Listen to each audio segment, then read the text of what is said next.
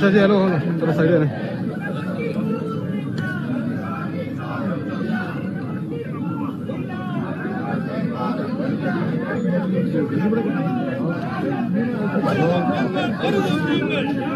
Hello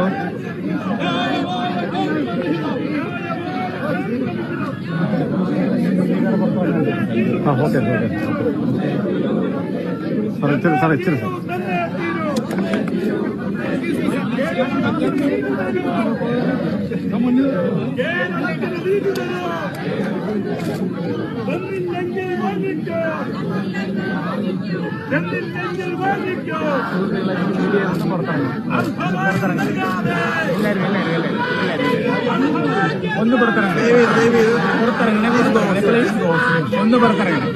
please please please please media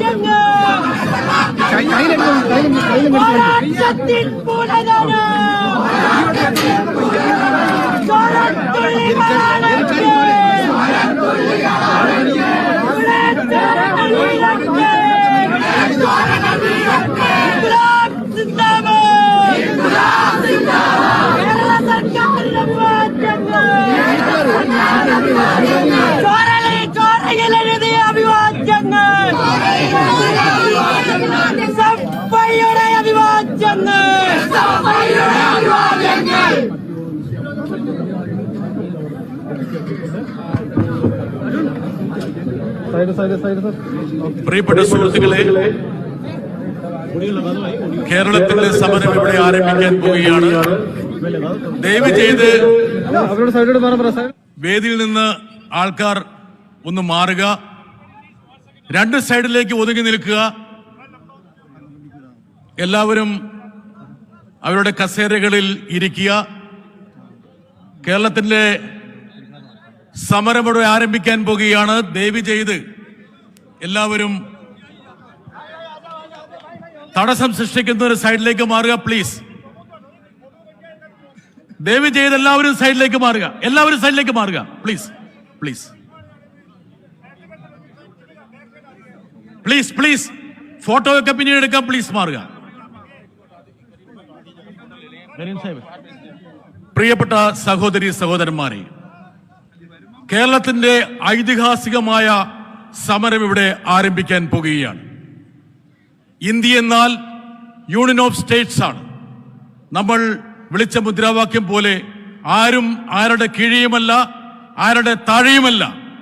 ഈ വാക്കുകൾ യഥാർത്ഥത്തിൽ ഭരണഘടനാ ശില്പിയായ ഡോക്ടർ BR അംബേദ്കറുടെയാണ്. ആ ആപ്തവാക്യത്തിന് അടിവരയിടാൻ വേണ്ടിയാണ് ബഹുമാനപ്പെട്ട മുഖ്യമന്ത്രിയും മന്ത്രിമാരും ജനപ്രതിനിധികളും ഇന്ന് തലസ്ഥാന നഗരിയിൽ ഈ ശൈത്യകാലത്ത് ഒരു സമരത്തിന് തുടക്കം കുറിച്ചിരിക്കുന്നത്. ഇന്ത്യയുടെ സമര ചരിത്രത്തിലെ ഏറ്റവും തിളങ്ങുന്ന ഒരേടായിട്ട് ഈ സമരം മാറുമെന്ന കാര്യത്തിൽ ഞങ്ങൾക്ക് തർക്കമില്ല. ഈ സമരത്തെ അഭിവാദ്യം ചെയ്യാൻ നിരവധി പ്രമുഖ വ്യക്തികൾ എത്തിയിട്ടുണ്ട്. ഈ ചടങ്ങ് ഔപചാരികമായി ആരംഭിക്കുന്നതിന്റെ ഭാഗമായി CPM-ന്റെ രാജ്യസഭാ കക്ഷി നേതാവ്, CPM കേന്ദ്ര കമ്മിറ്റി അംഗം ശ്രീ എളമരം കരീമിനെ സ്വാഗതം ആശംസിക്കാൻ വേണ്ടി ഞാൻ ക്ഷണിക്കുന്നു.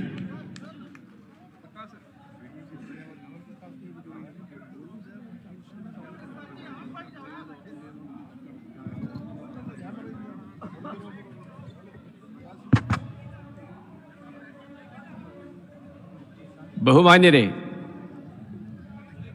കേരളം ഇന്ന് ഫെഡറലിസത്തെ സംരക്ഷിക്കാനുള്ള ഒരു മഹത്തായ പോരാട്ടത്തിന് തലസ്ഥാന നഗരിയിൽ പ്രതിഷേധവുമായി എത്തിച്ചേർന്നിരിക്കുകയാണ്. ഇവിടെ എത്തിയിരിക്കുന്ന ബഹുമാനപ്പെട്ട കേരള മുഖ്യമന്ത്രി ഉൾപ്പെടെയുള്ള മന്ത്രിമാരും കേരളത്തിൽ നിന്നുള്ള പാർലമെന്റ് മെമ്പർമാരും നിയമസഭാംഗങ്ങളും എല്ലാം കേരളത്തിൻ്റെ ഒരു പരിച്ഛേദമാണ്. കേരള നിയമസഭ പാസാക്കിയ പ്രമേയത്തിൻ്റെ അടിസ്ഥാനത്തിൽ ഫെഡറൽ തത്വങ്ങൾ ലംഘിച്ചുകൊണ്ട് പ്രതിപക്ഷ പാർട്ടികളുടെ നേതൃത്വത്തിലുള്ള സംസ്ഥാന സർക്കാരുകളെ സാമ്പത്തികമായി തകർക്കുന്ന, വികസന പദ്ധതികളെ മുരടിപ്പിക്കുന്ന, രാഷ്ട്രീയ അട്ടിമറികൾ സംഘടിപ്പിക്കുന്ന, കേന്ദ്ര സർക്കാരിൻ്റെ ജനാധിപത്യ വിരുദ്ധ നയങ്ങൾക്കെതിരായ രാജ്യവ്യാപകമായി ഉയർന്നു വരുന്ന പ്രക്ഷോഭ സമരത്തിൻ്റെ ഏറ്റവും സുപ്രധാനമായ ഒരു ഘട്ടത്തിലാണ് കേരളം രാജ്യ തലസ്ഥാനത്തെത്തിയിരിക്കുന്നത്. ഇന്നലെ കർണാടക സർക്കാരിൻ്റെ നേതൃത്വത്തിൽ ഒരു പ്രക്ഷോഭം ഇവിടെ ഡൽഹിയിൽ ഇതേ സ്ഥലത്ത് നടക്കുകയുണ്ടായി. തമിഴ്നാട് ഇതേ പ്രശ്നങ്ങൾ ഉയർത്തിക്കൊണ്ട് കേന്ദ്ര സർക്കാരിൻ്റെ സംസ്ഥാനങ്ങളോടുള്ള നയങ്ങൾക്കെതിരെ, ഭരണഘടനാ വിരുദ്ധ നയങ്ങൾക്കെതിരെ നിരന്തരമായ പോരാട്ടത്തിലാണ്. അതിൻ്റെ എല്ലാം ഉച്ചസ്ഥായിയിലെത്തിയ ഒരു സന്ദർഭമാണ് ഇന്ന് കേരളത്തിലെ ജനങ്ങളുടെ പ്രതിനിധികൾ എല്ലാവരും ഒറ്റക്കെട്ടായി ഈ സമരരംഗത്ത് ഇവിടെ എത്തിച്ചേർന്നിരിക്കുന്നത്. ഈ പ്രതിഷേധ സമരത്തിൽ ഉയർത്തുന്ന പ്രശ്നങ്ങൾ ആദരണീയനായ കേരള മുഖ്യമന്ത്രി സഖാവ് പിണറായി വിജയനും മറ്റ് നേതാക്കളും ഇവിടെ വിശദീകരിക്കുന്നതാണ്. ഞാൻ അതിലേക്ക് കടക്കുന്നില്ല. നിശ്ചയമായും ഇന്ത്യൻ ഭരണഘടനയുടെ പ്രധാന തത്വങ്ങളിലൊന്നായ ഫെഡറലിസത്തെ തകർക്കാൻ അനുവദിക്കില്ല എന്ന ഉറച്ച പ്രഖ്യാപനമാണ് ഈ സമരവേദിയിൽ നിന്ന് ഉയർന്നു വരാൻ പോകുന്നത്. ഈ സമരത്തിൽ പങ്കെടുക്കാനെത്തിയ എല്ലാ ജനപ്രതിനിധികളെയും, ഡൽഹിയിൽ നിന്ന് ഈ സമരത്തോട് ഐക്യദാർഢ്യം പ്രകടിപ്പിക്കാൻ എത്തിച്ചേർന്ന ബഹുജനങ്ങളെയും ദേശീയ നേതാക്കളെയും എല്ലാം ഞാൻ സ്വാഗതം ചെയ്യുകയാണ്. I am very happy to welcome all our national leaders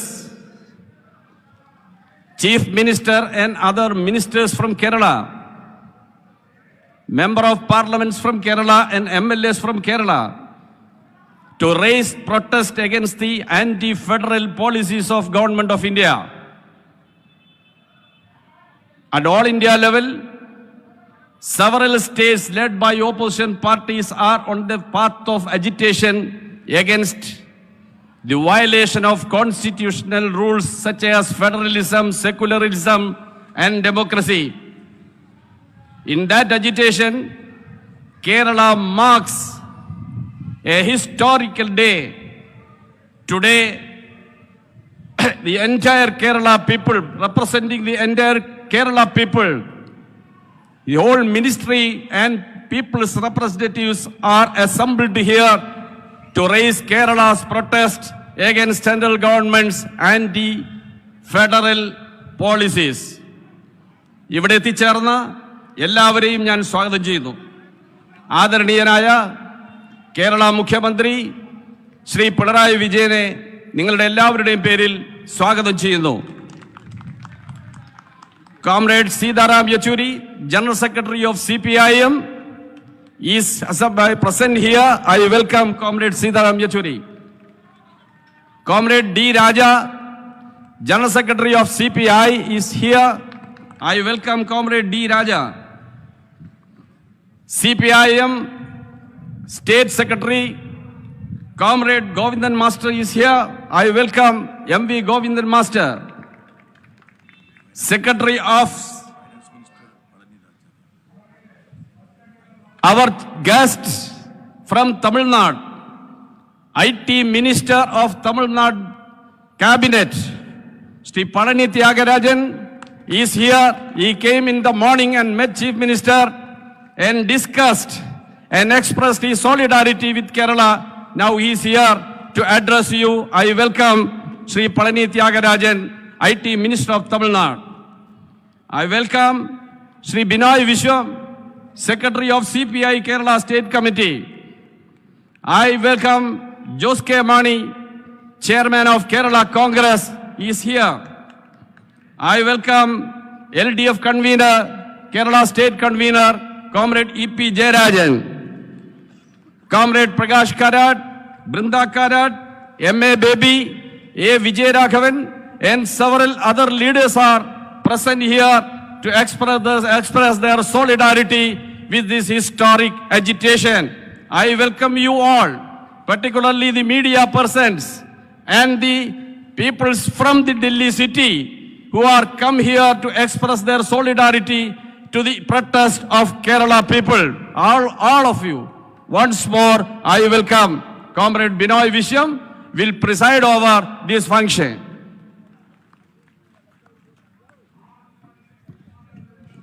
പ്രിയപ്പെട്ട സഹോദരിമാരെ, സഹോദരന്മാരെ, പ്രിയമുള്ള സഖാക്കളെ, പ്രിയപ്പെട്ട നേതാക്കന്മാരെ, ഈ ദിവസം തീർച്ചയായും ചരിത്രത്തിൽ സ്ഥാനം പിടിക്കും.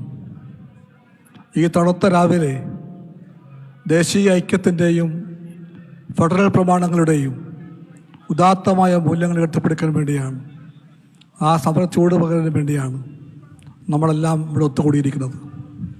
ഈ സമരം എല്ലാ പ്രകാരത്തിലും പ്രത്യേകതയാർന്ന ഒന്നാണ്. കേരളത്തിലെ മുഖ്യമന്ത്രി പ്രിയപ്പെട്ട പിണറായി വിജയൻ, എല്ലാ മന്ത്രിമാർ, കേരളത്തിലെ MLA മാർ, MP മാർ എല്ലാവരും ഒറ്റക്കെട്ടായി ഇങ്ങോട്ട് വന്നിരിക്കുന്നു. ഈ സമരം കേരളത്തിൻ്റെ മാത്രം സമരമല്ല. ഈ സമരം ഇന്ത്യയുടെ ഐക്യം കാക്കാൻ വേണ്ടിയാണ്. ഈ സമരം ഭരണഘടനാ പ്രമാണങ്ങൾ ഉയർത്തിപ്പിടിക്കാൻ വേണ്ടിയാണ്. ഈ സമരങ്ങൾ ദേശീയ ഐക്യത്തിൻ്റെ ലക്ഷ്യങ്ങൾ സംരക്ഷിക്കാൻ വേണ്ടിയാണ്. ആ അർത്ഥത്തിൽ രാജ്യമാകെ തന്നെ ഈ സമരത്തെ പിന്തുണയ്ക്കുമെന്ന് നമുക്കുറപ്പുണ്ട്. കേരളം ഇന്ത്യയുടെ ഭാഗമാണ്. ആ കേരളത്തെ നിരന്തരമായി കേന്ദ്രത്തിലെ BJP ഗവൺമെൻറ് അവഗണിക്കുകയാണ്. BJP ഗവൺമെൻറ്റിന് ദേശീയ മൂല്യങ്ങൾ അറിയില്ല. മോദി ഗവൺമെൻറ്റിന് ഫെഡറൽ പ്രമാണങ്ങളെ ഭയമാണ്. പരിപൂർണമായും അധികാരമെല്ലാം കേന്ദ്രീകരിച്ചുകൊണ്ട് സമത്വാധികാരവും കൈക്കലാക്കാൻ വേണ്ടിയുള്ള നീക്കവുമായി പോകുന്ന ഗവൺമെന്റിന് RSSന്റെ രാഷ്ട്രീയമായ ഇടുങ്ങിയ വശങ്ങൾ മാത്രം കാണാൻ കഴിയുന്ന ഗവൺമെന്റിന് ഈ നാടിൻ്റെ തെക്കേ കോണിലുള്ള കേരളത്തെ കാണാനും കേൾക്കാനും കാതില്ലെങ്കിൽ കണ്ണില്ലെങ്കിൽ അവരെ കേൾപ്പിക്കുവാനും കാണിക്കുവാനും വേണ്ടിയാണ് ഈ പോരാട്ടമെന്ന് നാം പ്രഖ്യാപിക്കുന്നു. ഈ പോരാട്ടം അവർ കാണും, അവർ കേൾക്കും എന്ന് നമുക്ക് ഉറപ്പിക്കാം. കാരണം രാജ്യം ഇതിന് പുറകെ ഉണ്ടെന്ന് നാം കണ്ടു കഴിഞ്ഞു. എല്ലാ തരത്തിലും കേരളത്തോട് അവഗണനയാണ്. ഞാൻ വിശദാംശങ്ങളിലേക്ക് പോകുന്നില്ല. ദേശീയ വിഹിതം പങ്കുവയ്ക്കുമ്പോൾ അവർ കേരളത്തെ കാണുന്നില്ല. GST വിഷയത്തിൽ അവർ കേരളത്തെ അവഗണിച്ചിരിക്കുന്നു എന്ന് വേണ്ട. പൊതു കമ്പോളത്തിൽ നിന്ന് താന്ത്യം ശേഖരിക്കാൻ വേണ്ടി പോലും അനുവദിക്കാതെ കേരളത്തെ പട്ടിണിക്കിട്ട് ശ്വാസം മുട്ടിക്കാൻ വേണ്ടിയാണ് ഗവൺമെന്റിന്റെ പുറപ്പാട്. എല്ലാ തരത്തിലും വിദ്യാഭ്യാസ രംഗത്ത്, ആരോഗ്യരംഗത്ത്, ഭക്ഷ്യരംഗത്ത്, ഫെഡറൽ പ്രമാണങ്ങളിൽ എല്ലാ രംഗത്തും ഈ കേരളത്തോട് കാണിക്കുന്ന കൊടും അവഗണനയ്ക്ക് ഇനിയും നമുക്ക് സഹിച്ച് കൈകെട്ടി കാത്തുവയ്ക്കാൻ കഴിയില്ല എന്നാണ് കേരളം പ്രഖ്യാപിക്കുന്നത്. ഈ പ്രഖ്യാപനം ഒരു പാർട്ടിയുടേതല്ല. ഈ പ്രഖ്യാപനം ഒരു നാടിൻ്റേതാണ്. ഈ പ്രഖ്യാപനം കേരളത്തിന് മാത്രവുമല്ല. അതുകൊണ്ട് പറയുകയാണ്, തെക്കേ കോണിലാണ് കേരളം. ഭൂമിസ്ഥിതിയിൽ കേരളം ചെറുതായിരിക്കാം. OV വിജയൻ പട്ടിലൊക്കെ പറഞ്ഞു, ലോകം ഒരു പന്താണെങ്കിൽ ആ പന്തിൽ പതിച്ച പൊട്ടാണ് ഇന്ത്യയെങ്കിൽ ആ പൊട്ടിന്റെ കോണില് ഒരു സൂചിമുന കുത്തായിരിക്കും അപ്പോൾ കേരളമെന്ന്. പക്ഷേ അത്രയും ചെറുതല്ല കേരളം. കേരളത്തിന്റെ ശബ്ദം ലോകം കേൾക്കുന്നുണ്ട്, ഇന്ത്യ കാണുന്നുണ്ട്. ഈ കൊച്ചു കേരളത്തിന്റെ വികാരങ്ങളെയും വിചാരങ്ങളെയും ആഹ്വാനങ്ങളെയും എന്നും കേരളം മാനിച്ചിട്ടുണ്ട്. കേരളം ഇന്ത്യക്ക് വഴി കാണിച്ച സംസ്ഥാനമാണ്. ഈ സംസ്ഥാനമാണ് ഭൂമന്ത്രങ്ങളെ ആദ്യമായി മാറ്റിക്കുറിച്ചത്. ഈ സംസ്ഥാനമാണ് ജന്മത്വമന്ത്രങ്ങളെ തീർത്തിക്കുറിച്ചത്. ഈ ഗവൺമെന്റാണ് എല്ലാവർക്കും വിദ്യാഭ്യാസം, എല്ലാവർക്കും ആരോഗ്യം ഉറപ്പാക്കിയത്. ആ ഗവൺമെന്റിന് ഈ ഗവൺമെന്റിന് അതുകൊണ്ട് എല്ലാം പറയാൻ കഴിയും. ആ പാതയിലൂടെയാണ് LDF മുന്നോട്ട് പോയത്. പുത്തൻ കേരളത്തിന്റെ സൃഷ്ടിയിലൂടെ, പുത്തൻ കേരളത്തിന്റെ ഒഴുകിലൂടെ ഇന്ത്യക്ക് മുമ്പോട്ട് പോകാൻ വേണ്ടിയുള്ള ശ്രമത്തിലാണ് നാം നിൽക്കുന്നതെന്ന് നമുക്കറിയാം. ആ ഒരു തിരിച്ചറിവിലാണ് എല്ലാ മന്ത്രിമാരും, എല്ലാ MLA മാരും, എല്ലാ MP മാരും ഇവിടെ എത്തിയത്. നമുക്കെല്ലാവർക്കും ആവേശപൂർവ്വം പറയുവാൻ കഴിയും. സഖാക്കളെ, സുഹൃത്തുക്കളെ, ഇതിനകത്ത് എല്ലാവരും വരണമെന്ന് നമ്മൾ ആഗ്രഹിച്ചിരുന്നു. പക്ഷെ നിർഭാഗ്യവശാൽ കേരളത്തിലെ കോൺഗ്രസ് നേതാക്കന്മാർക്ക് അത് മനസ്സിലാക്കാനായിട്ടില്ല. അവർക്ക് മാത്രം മോത്യമാകത്താൽ അകന്നു പോകാൻ ശ്രമിക്കുകയാണ്. ഇന്നലെ നമ്മൾ കണ്ടു, കർണാടകത്തിലെ ഗവൺമെന്റ് ഇവിടെ വന്നു. ആ ഗവൺമെന്റ് സമ്മതിച്ചു നിൽക്കുന്നു. ആ കർണാടകത്തിന്റെ ആ മാർഗം കേരളത്തിലെ കോൺഗ്രസുകാർക്ക് ബോധ്യപ്പെടാൻ കഴിയട്ടെ എന്ന് എനിക്ക് പറയാനുള്ളൂ.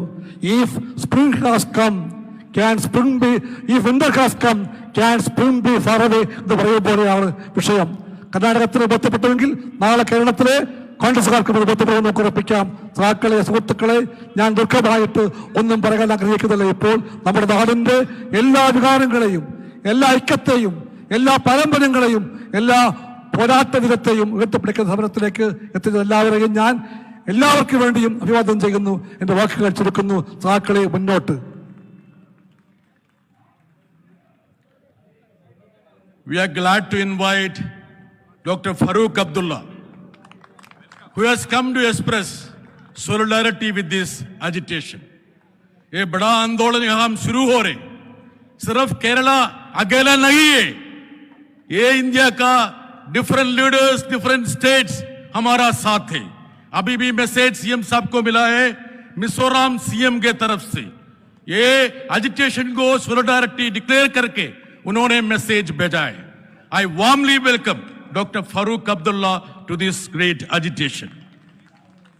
अभी ये कार्यक्रम का इनाग्रेशन है.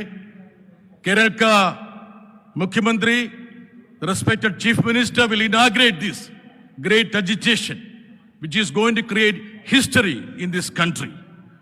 And this path-breaking agitation will have tremendous impact in center-state relations.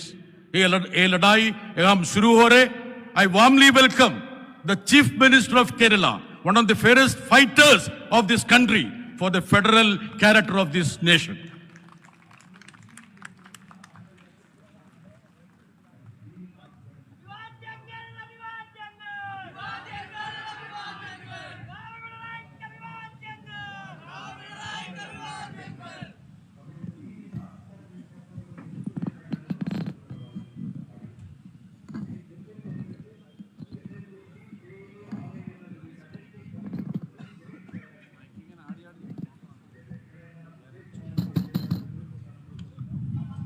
സഹോദരീ സഹോദരന്മാരെ,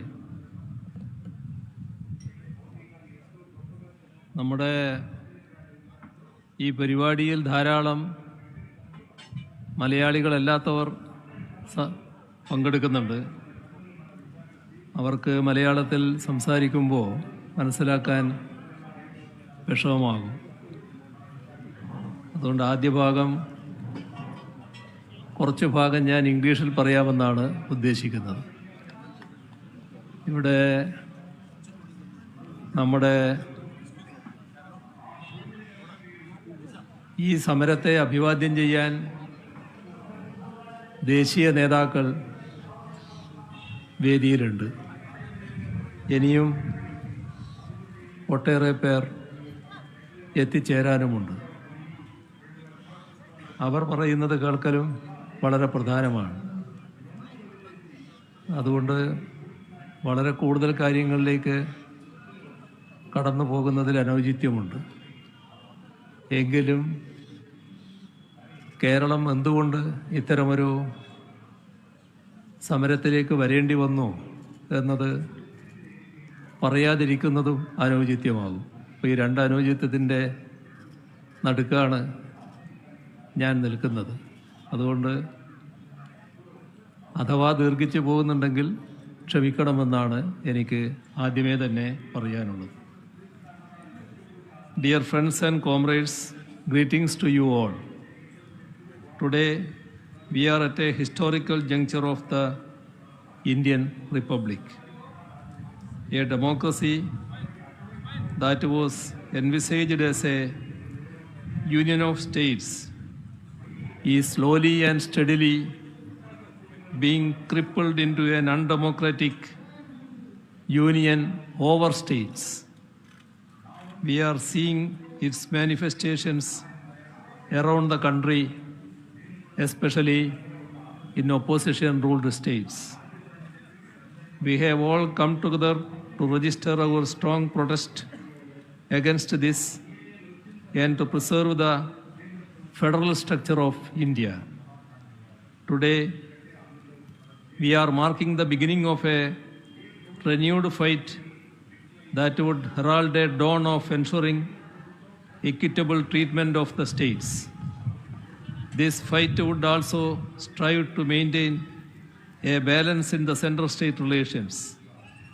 Thus, the 8th of February 2024 is going to be a red-letter day in the history of the Republic of India. At the outset, let me extend a warm welcome and convey greetings to all those who have gathered here representing various state governments and opposition political parties. The fight to ensure that India remains a sovereign, secular, democratic republic with federalism as its hallmark will be a long-drawn one. Let this be an opportunity for all of us to reaffirm our commitment to this struggle. Over the years, the Union has been making laws that encroach upon the state's powers and duties in several sectors, even on law and order, which is absolutely in the state's list in the Constitution. Laws have been made by the Union in agriculture, education, power and cooperation, and so on, crippling the state's rights. Even a ministry for cooperation has been formed. Multinational agreements are being entered into on issues that affect the states without seeking the state's opinion, let alone getting their consent. These are all telling examples of how the rights of states are being trampled upon and how India is being changed into an undemocratic union over states. However, the body blow to India's federal structure is coming from the union eating into the state's financial resources. It is being alleged that the same people who wax eloquent about cooperative federalism have tried to undercut the resources to be allocated to the states by the Finance Commission. On top of that, we are seeing the union's allocation for their own schemes coming down year after year, while the states are being forced to chip in more and more. As it is, the states are having to shoulder the major burden of expenses in the country. According to RBI reports, the states are having to cover a substantial 65% of the country's total expenses, with the union's contribution being only 35%. But when it comes to revenue sharing, it goes in the reverse direction. The union government pockets about 65% and the states are left with only 35%. States have to meet 65% of the expenses with only 35% of the revenue. Even in the interim budget that was presented a few days back, the states are being further squeezed as the loans given for capital expenditures have been reduced. Despite the union having a lower share than the states in many central schemes, they are keen to brand them. They even go to the extent of saying that funds will not be issued if there is no branding. Branding is essentially labeling. By doing so, the self-worth of the beneficiaries of such schemes is being questioned. No responsible government that sees development and welfare as people's genuine rights can name and shame their own citizens. Let us take the examples of Kerala's Life Mission. So far, 3,74,508 houses have been built under it. A total of rupees 17,104 crores and 87 lakhs has been spent for it. The union share in it is merely rupees 2,081 crore 69 lakhs only, a paltry 12.17%. 87.83% of it has been borne by the government of Kerala and LSGDs in Kerala. Even in this project, they are adamant that they should be named. If not, they say that they will withhold even their minuscule share, just because the union demands that their name board should be kept. Let us not be under any illusion that this project is their benevolence. Just imagine the pitiable scene of a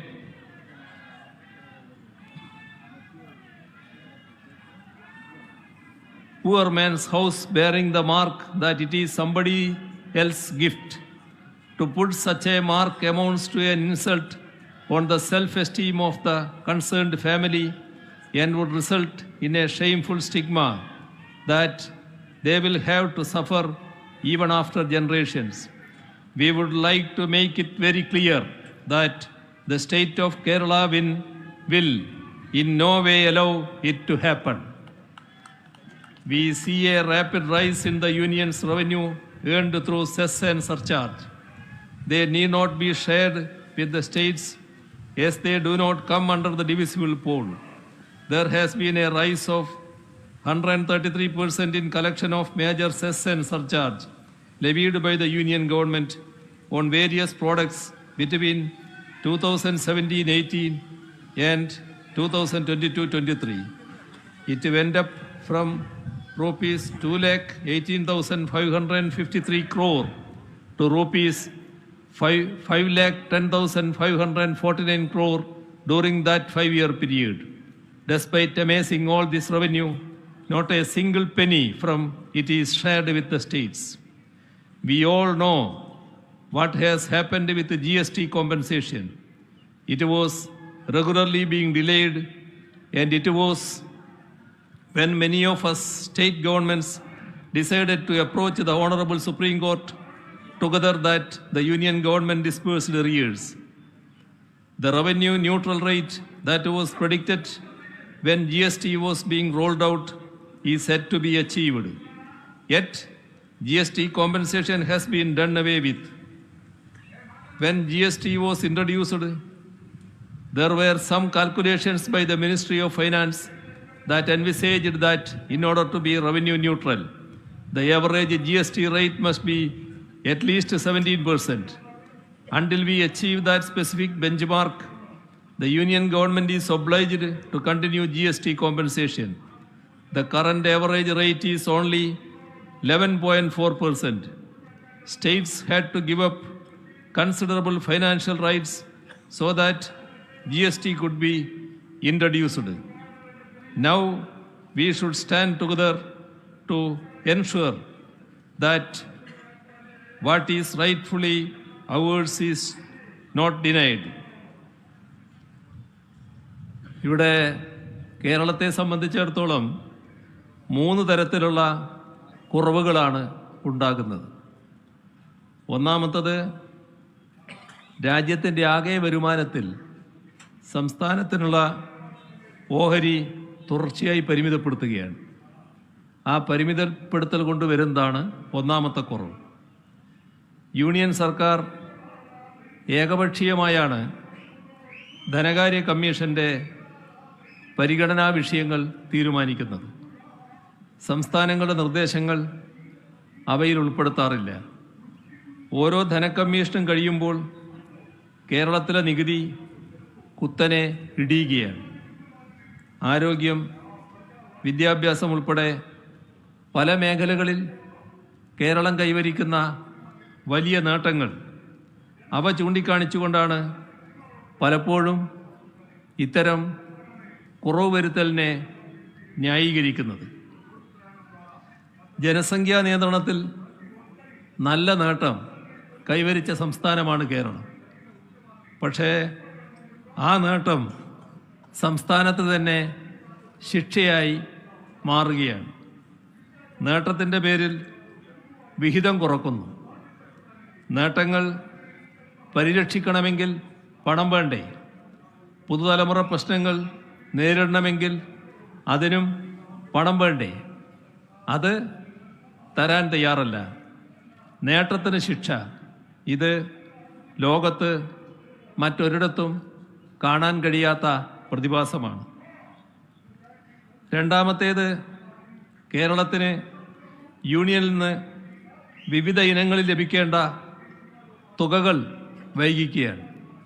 ഇത്തരം വൈകിക്കൽ മൂലം ഉണ്ടാകുന്ന കുറവുണ്ട്.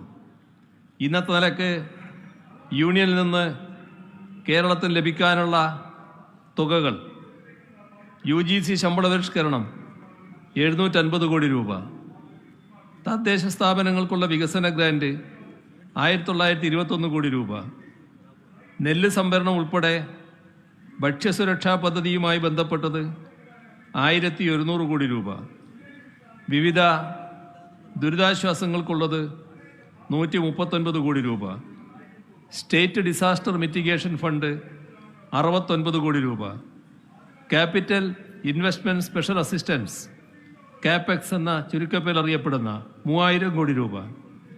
അങ്ങനെ ആകെ 7490 കോടി രൂപ. Fund ട്രാൻസ്ഫറുകളുമായി ബന്ധപ്പെട്ട് എല്ലാ സംസ്ഥാനങ്ങളും ഇത്തരത്തിലുള്ള പ്രതിസന്ധിയാണ് നേരിടുന്നത്. UGC ഫണ്ട് കാര്യത്തിൽ കേരളം നേരിട്ടൊരു വൈഷമ്യം. UGC ശമ്പള പരിഷ്കരണം നടപ്പിലാക്കിയതും ശമ്പളം വിതരണം ചെയ്തതും കേന്ദ്ര നിർദ്ദേശമനുസരിച്ചാണ്. എന്നാൽ ആ തുക പോലും നിഷേധിക്കുകയാണ് ചെയ്തത്.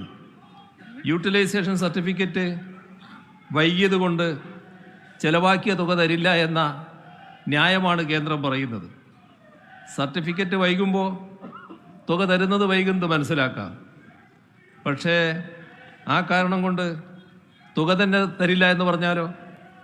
750 കോടി രൂപയാണ് ഈ രീതിയിൽ നഷ്ടപ്പെടുന്നത്. ഇതേ വിധത്തിലാണ് മറ്റുള്ള കാര്യങ്ങൾ. മൂന്നാമത്തേത്, ഭരണഘടനയെ ദുർവ്യാഖ്യാനം ചെയ്യുകയാണ്. അങ്ങനെ ദുർവ്യാഖ്യാനം ചെയ്തുകൊണ്ട് വായ്പയെടുക്കൽ പരിമിതപ്പെടുത്തുന്നു. അതുകൊണ്ട് സംസ്ഥാനത്തിനുണ്ടാകുന്ന കുറവുണ്ട്. കിഫ്ബിയും KSSPL-ഉം രൂപീകരിക്കപ്പെട്ടത് സംസ്ഥാനത്തിൻ്റെ വികസനക്ഷേമ ഇടപെടലുകൾ കാര്യക്ഷമമാക്കാനാണ്. ബജറ്റിന് പുറത്തുള്ളതാണ് ഈ സ്ഥാപനങ്ങൾ എടുക്കുന്ന കടങ്ങൾ. പക്ഷേ അവയെ സംസ്ഥാനത്തിൻ്റെ പൊതുകടത്തിൻ്റെ ഭാഗമായി കണക്കാക്കുകയാണ്. ഇതിനാണെങ്കിൽ മുൻകാല പ്രാബല്യം വരുത്തുകയാണ്. 2016-17 മുതൽ 2023-24 വരെയുള്ള 7 സാമ്പത്തിക വർഷങ്ങളിൽ 1,07,513 കോടി രൂപയുടെ നഷ്ടമാണ് കേരളത്തിന് ഉണ്ടായിട്ടുള്ളത്. 15ാം ധനകാര്യ കമ്മീഷൻ്റെ നിർദ്ദേശങ്ങൾക്ക് പ്രസിഡന്റിൻ്റെ അംഗീകാരം ലഭിക്കുകയും യൂണിയൻ സർക്കാർ തന്നെ അവ പാർലമെൻറ്റിനെ അറിയിക്കുകയും ചെയ്തിട്ടുള്ളതാണ്. എന്നാൽ ഈ നിർദ്ദേശങ്ങൾക്ക് ഘടകവിരുദ്ധമായാണ് മുൻകാല പ്രാബല്യത്തോടെ കേരളത്തിൻ്റെ വായ്പാ പരിധിയെ പരിമിതപ്പെടുത്തിയിരിക്കുന്നത്. ചുരുക്കത്തിൽ യൂണിയൻ സർക്കാർ പാർലമെൻറ്റ് നൽകിയിട്ടുള്ള ഉറപ്പിനെ തന്നെ ലംഘിക്കുകയാണ്. നമുക്കറിയാം, പല കാര്യങ്ങളിലും നല്ല പ്രകടനം കേരളം കാഴ്ചവെക്കുന്നുണ്ട്. ആ കേരളത്തിനെതിരെ പ്രത്യേക രീതിയിലുള്ള സാമ്പത്തിക ഉപരോധം ഏർപ്പെടുത്തുന്ന നിലയാണ് ബോധപൂർവം കേന്ദ്ര ഗവൺമെൻറ് ഭാഗത്ത് നിന്നുണ്ടാകുന്നത്. യൂണിയൻ സർക്കാർ പിന്തുടരുന്ന രാഷ്ട്രീയ സാമ്പത്തിക നയങ്ങൾ അതേ രീതിയിൽ പിന്തുടരാത്ത ഒരു സംസ്ഥാനമാണ് കേരളം. ആ കാരണം വെച്ച് കേരളത്തെ അവഗണിക്കുന്നുവെന്നാണ് ബഹുജനങ്ങൾ കണക്കാക്കുന്നത്. തീർത്തും ജനാധിപത്യ വിരുദ്ധമായ സമീപനമാണ് ഇത്. സംസ്ഥാനത്തെ ജനങ്ങൾ തള്ളിക്കളഞ്ഞ, ജനങ്ങളാൽ തിരസ്കരിക്കപ്പെട്ട നയങ്ങൾ സംസ്ഥാനങ്ങൾക്കുമേൽ അടിച്ചേൽപ്പിക്കാനാണ് യൂണിയൻ സർക്കാർ ശ്രമിക്കുന്നത്. സംസ്ഥാനങ്ങളിൽ നടപ്പാക്കേണ്ട പദ്ധതികൾക്കുമേൽ യൂണിയൻ സർക്കാർ നിയന്ത്രണം ഏർപ്പെടുത്തുകയാണ്.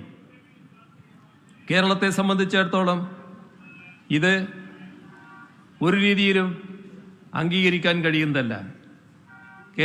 യൂണിയൻ സർക്കാർ പിന്തുടരുന്ന രാഷ്ട്രീയ സാമ്പത്തിക നയങ്ങളുണ്ട്. ആ രാഷ്ട്രീയ സാമ്പത്തിക നയങ്ങളോട് കേരളത്തിന് യോജിപ്പില്ല. ഞങ്ങൾ വിശ്വസിക്കുന്നതും ജനങ്ങൾ ജനാധിപത്യ വിധിയിലൂടെ അംഗീകരിച്ചതുമായ നയങ്ങൾ നടപ്പാക്കാൻ അനുവദിക്കണം. അല്ലെങ്കിൽ അത് ജനാധിപത്യത്തെ കശാപ്പ് ചെയ്യലാകും. അത് ഭരണഘടനാ ധ്വംസനവുമാകും. യൂണിയൻ സർക്കാരിൻ്റെ ഇത്തരം വിവേചനങ്ങൾ കേരള സമ്പദ്ഘടനയ്ക്കും സമൂഹത്തിനും മേൽ ദൂരവ്യാപകമായ പ്രത്യാഘാതങ്ങളാണ് ഉണ്ടാക്കാൻ പോകുന്നത്. കേരളത്തിൻ്റെ ഇപ്പോഴത്തെ GSDP ഏതാണ്ട് 11 ലക്ഷം കോടി രൂപയാണ്. വായ്പ പരിമിതപ്പെടുത്തിക്കൊണ്ട് മാത്രം ഇതിൻ്റെ ഏകദേശം 10% കേരളത്തിന് നഷ്ടപ്പെടുന്നത്. ഇത്തരത്തിൽ യുക്തിരഹിതമായി പൊടുന്നനെ വരുത്തുന്ന വെട്ടിക്കുറവുകൾ സംസ്ഥാനത്തിൻ്റെ വികസനക്ഷേമ പ്രവർത്തനങ്ങളെ പ്രതികൂലമായി ബാധിക്കുകയാണ്. ക്യാപിറ്റൽ എക്സ്പെൻഡിച്ചർ മൾട്ടിപ്ലയർ ഇഫക്റ്റ് കണക്കുകൂട്ടിയാൽ അടുത്ത 5 വർഷം കൊണ്ട് ഏതാണ്ട് 2 മുതൽ 3 ലക്ഷം കോടി രൂപ വരെ കേരളത്തിന് നഷ്ടമുണ്ടാകും. അതായത് അക്കാലയളവ് കൊണ്ട് കേരളത്തിൻ്റെ സമ്പദ്ഘടന 20 മുതൽ 30% വരെ ചുരുങ്ങും. 2018 പ്രളയത്തിൻ്റെ ഘട്ടത്തിലും കേരളത്തോട് ഇത്തരത്തിൽ യൂണിയൻ സർക്കാർ വിവേചനം കാട്ടിയിരുന്നു. പ്രളയത്തെ അതിജീവിക്കാനുള്ള പാക്കേജ് ഒന്നും കേരളത്തിന് പ്രത്യേകമായി ഏർപ്പെടുത്തിയില്ല.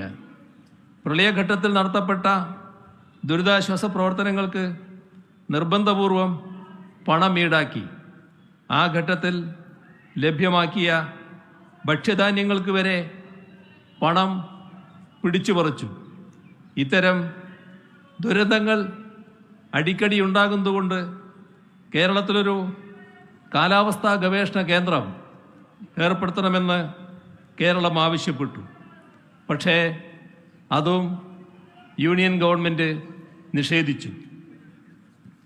പ്രളയഘട്ടത്തിൽ കേരളത്തിന് സഹായം ലഭ്യമാക്കാനായി പല വിദേശ രാജ്യങ്ങളും സ്വമേധയാ മുന്നോട്ട് വന്നു. പക്ഷേ അവ സ്വീകരിക്കുന്നതിൽ നിന്ന് കേരളത്തെ വിലക്കി. കേരളത്തിലെ സഹോദരങ്ങൾ പ്രവാസികളായി വിവിധ രാജ്യങ്ങളിലുണ്ട്.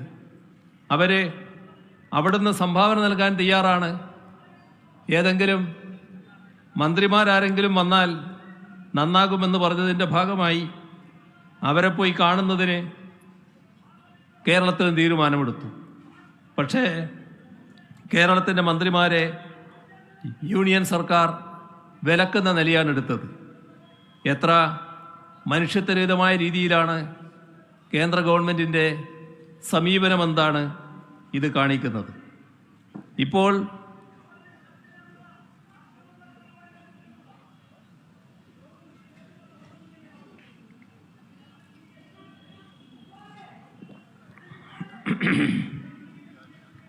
ഇപ്പോൾ പ്രഖ്യാപിക്കപ്പെട്ട ഇടക്കാല ബജറ്റിൽ കേരളത്തോടുള്ള വിവേചനവും അനീതിയും പ്രകടമാണ്. കേരളത്തിൻ്റെ ആവശ്യങ്ങളൊന്നും അംഗീകരിക്കപ്പെട്ടിട്ടില്ല. എയിംസ്, കേരയിൽ, ശബരിപാത, കോച്ച് ഫാക്ടറി, മെമു ഷെഡ് തുടങ്ങിയ ആവശ്യങ്ങളൊന്നും കേട്ടതായി പോലും നടിച്ചില്ല. സ്വാഭാവിക റബ്ബറിൻ്റെ ഇറക്കുമതി ചുങ്കം വർദ്ധിപ്പിക്കുമെന്ന പ്രഖ്യാപനം ഉണ്ടായിട്ടില്ല.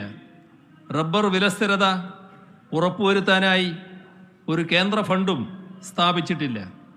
തീരദേശ സംരക്ഷണത്തിനായി ഒരു പാക്കേജും പ്രഖ്യാപിച്ചില്ല. സാമൂഹ്യ സാമ്പത്തിക മേഖലകളിലെ നേട്ടങ്ങളുടെയും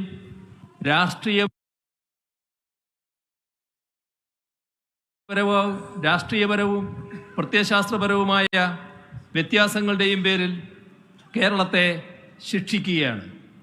ഇതേ അനുഭവം NDA ഇതര സംസ്ഥാന സർക്കാരുകളെല്ലാം രാജ്യത്ത് നേരിടുകയാണ്.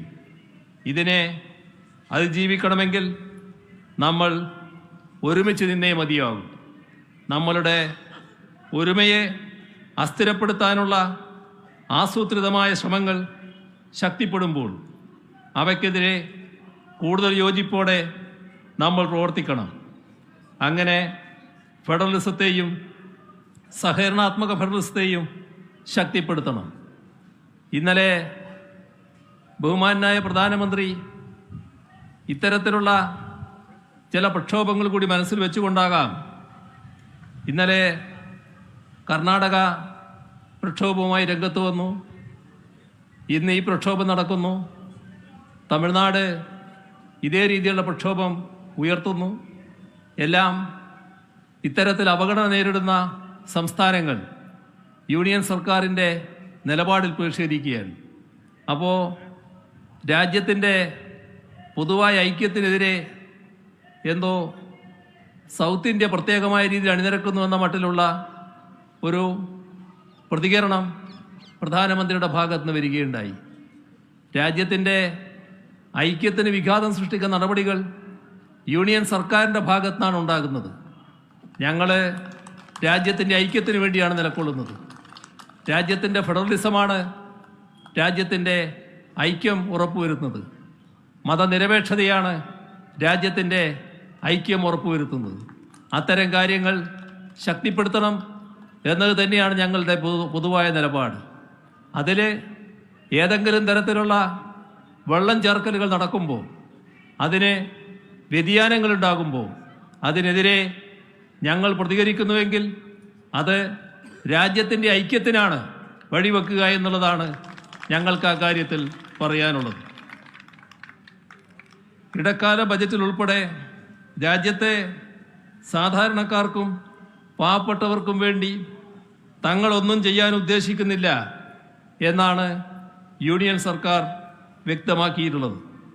എന്നാൽ ജനങ്ങളുടെ സുഖവും ക്ഷേമവും ഉറപ്പുവരുത്താൻ പ്രതിജ്ഞാബദ്ധതയുള്ളവരെന്ന നിലക്ക് നമുക്ക് സംസ്ഥാന സർക്കാരുകൾക്ക് അത്തരത്തിലൊരു മനുഷ്യത്വ വിരുദ്ധ സമീപനം കൈക്കൊള്ളാൻ കഴിയുകയില്ല. ഓരോ സംസ്ഥാനത്തിൻ്റെയും അവസ്ഥ പരിശോധിച്ചാൽ ഈ കാര്യം മനസ്സിലാക്കാൻ കഴിയും. വലിയ തോതിൽ കേന്ദ്ര സർക്കാർ സഹായം നൽകുന്ന തൻകുഞ്ഞുങ്ങളായി കണക്കാക്കുന്ന സംസ്ഥാനങ്ങളുടെ പൊതുവായ പുരോഗതി എന്താണ് എന്ന് പരിശോധിക്കുമ്പോൾ അവിടുത്തെ ജനങ്ങളുടെ ജീവിത നിലവാരം എങ്ങനെ പുറകോട്ട് പോകുന്നു എന്നത് കാണാൻ കഴിയും. നമുക്ക് അർഹതപ്പെട്ടത് നേടിയെടുക്കാനായി പോരാടുന്നതിനോടൊപ്പം തന്നെ ജനങ്ങളുടെ ആവശ്യങ്ങൾ നിറവേറ്റാനുള്ള നൂതന മാർഗങ്ങൾ ആരായുകയും വേണം എന്നതാണ് ഞങ്ങൾ കാണുന്നത്. സംസ്ഥാനത്ത് സാമ്പത്തിക വൈഷമ്യമുള്ളത് സംസ്ഥാന സർക്കാരിൻ്റെ കെടുകാര്യസ്ഥത കൊണ്ടാണ് എന്ന് ചിലർ ആക്ഷേപിക്കാൻ തയ്യാറാകുന്നുണ്ട്. പൂർണ്ണമായും സത്യവിരുദ്ധമായ വാദമാണിത്. വൈഷമ്യങ്ങൾക്കിടയിലും ട്രഷറി സമ്പൂർണമായും കേരളത്തിൽ പ്രവർത്തന സജ്ജമാണ്. തനത് വരുമാനം വളരെ ശ്രദ്ധേയമാവിധം ഉയർന്ന ഘട്ടവുമാണിത്.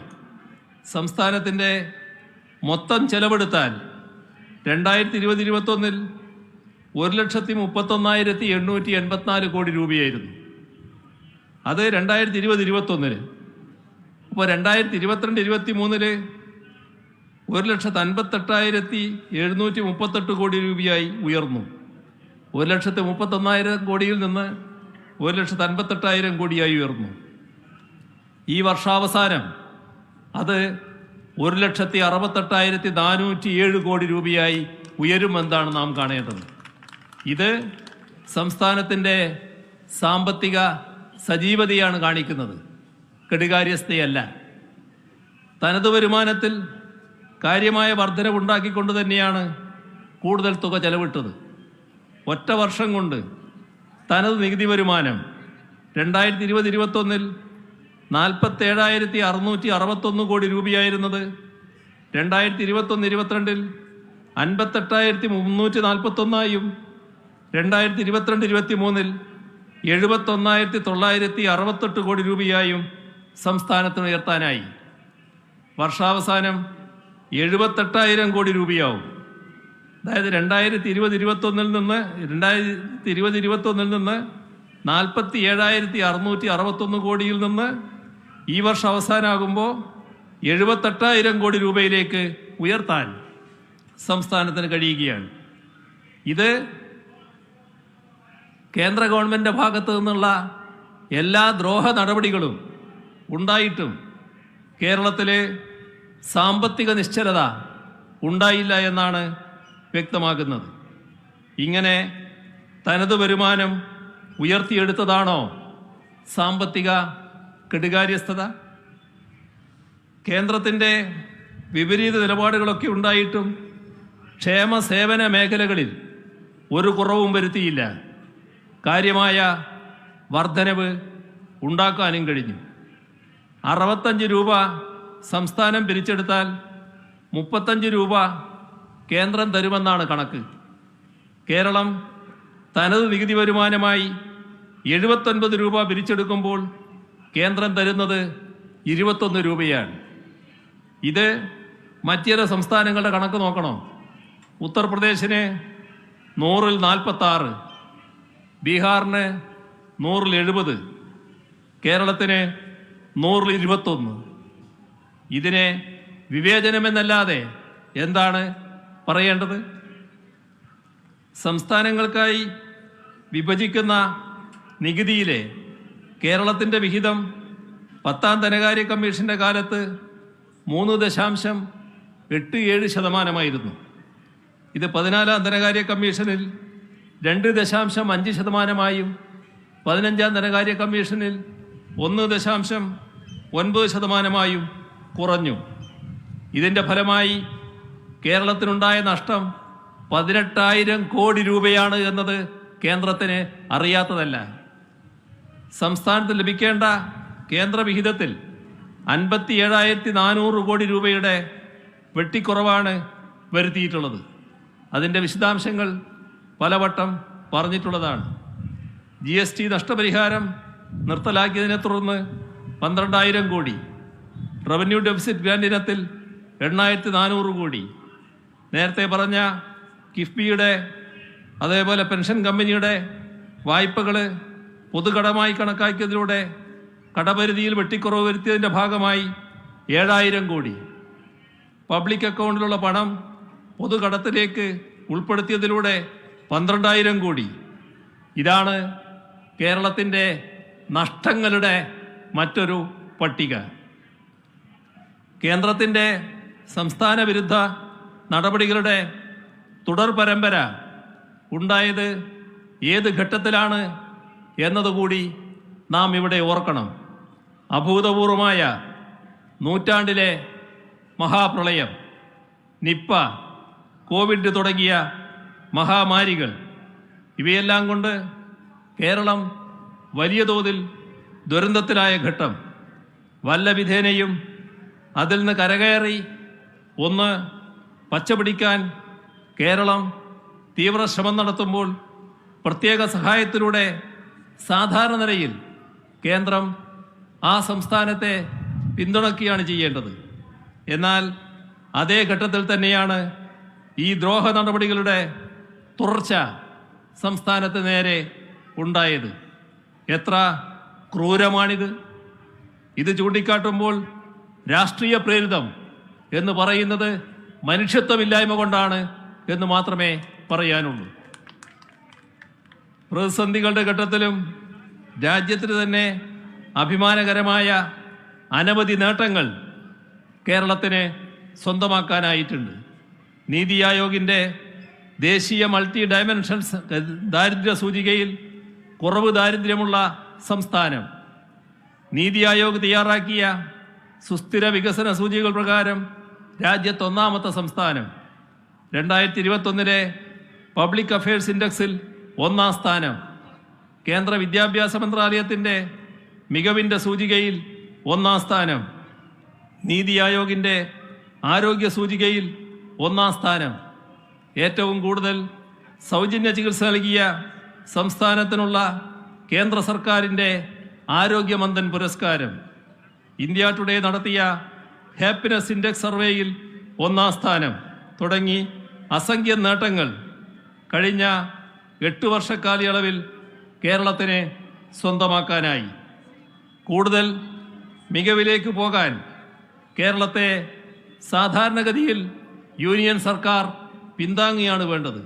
എന്നാൽ അതിനു പകരം ഈ മുന്നേറ്റത്തിന് തടസ്സങ്ങൾ സൃഷ്ടിക്കാനാണ് കേന്ദ്ര സർക്കാർ ശ്രമിക്കുന്നത്.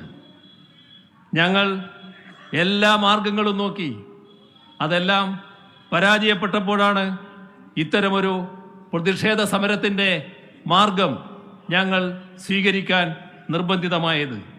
നഷ്ടങ്ങളും വിവേചനങ്ങളും ചൂണ്ടിക്കാട്ടി കേന്ദ്രത്തിന് പലവട്ടം കത്തുകൾ അയച്ചു, നേരിട്ട് പോയി സംസാരിച്ചു. സമഗ്രമായ ചിത്രം കേന്ദ്ര ധനമന്ത്രിയടക്കം ധരിപ്പിച്ചു. പ്രധാനമന്ത്രിയടക്കം രേഖാമൂലം ബോധ്യപ്പെടുത്താൻ ശ്രമിച്ചു. 1 വർഷത്തിലേറെയായി നിരന്തരമായി എല്ലാ വഴിക്കും ശ്രമിച്ചിട്ടും കേന്ദ്രത്തിൻ്റെ ഭാഗത്തു നിന്ന് ഒരു പ്രതികരണവുമില്ല. ഇത്തരമൊരു സാഹചര്യത്തിൽ മറ്റൊരു വഴിയുമില്ലാതെയാണ് ഇത്തരമൊരു സമരരംഗത്തേക്ക് കേരളം വന്നത്. സംസ്ഥാനങ്ങളുടെ അധികാരങ്ങൾക്ക് മേൽ നടത്തപ്പെടുന്ന കയ്യേറ്റങ്ങളുമായി ബന്ധപ്പെട്ട് സംസ്ഥാനങ്ങളെ ആകെ പൊതുവായി ബാധിക്കുന്ന കാര്യങ്ങൾ, അത് നാം ഒന്നിച്ചു നിന്ന് നേരിടേണ്ടതാണ്, കൈകാര്യം ചെയ്യേണ്ടതാണ് എന്ന് തന്നെയാണ് പറയാനുള്ളത്. ഞാൻ വീണ്ടും ചില കാര്യങ്ങൾ മറ്റുള്ളവർക്ക് കൂടി മനസ്സിലാകുന്ന ഭാഷയിലേക്ക് കടക്കുകയാണ്. The union over states mentality is being reflected in how the governors across opposition-ruled states are functioning. Constitutionally, governors are to exercise their duties on the advice of the state cabinets. However, we are seeing this phenomena of governors in opposition ruled states acting at the behest of the powers that appointed them, that is, the union government. We are gathered here in Delhi, where the union government has intruded extensively into the powers of the state government. As you are aware, this has become subject to severe criticism of the Supreme Court. We are all familiar with the case that was filed by the Delhi state government in the Honorable Supreme Court and the verdict of the Constitution bench. However, within days of that landmark judgment, in which the Honorable Chief Justice opined that a constitutionally entrenched and democratically elected government needs to have control over its administration, the union government introduced an ordinance and subsequently passed a bill in the parliament. It proves to us that the union government will go forward with their authoritarian tendencies to any extent to usurp the rights of the states.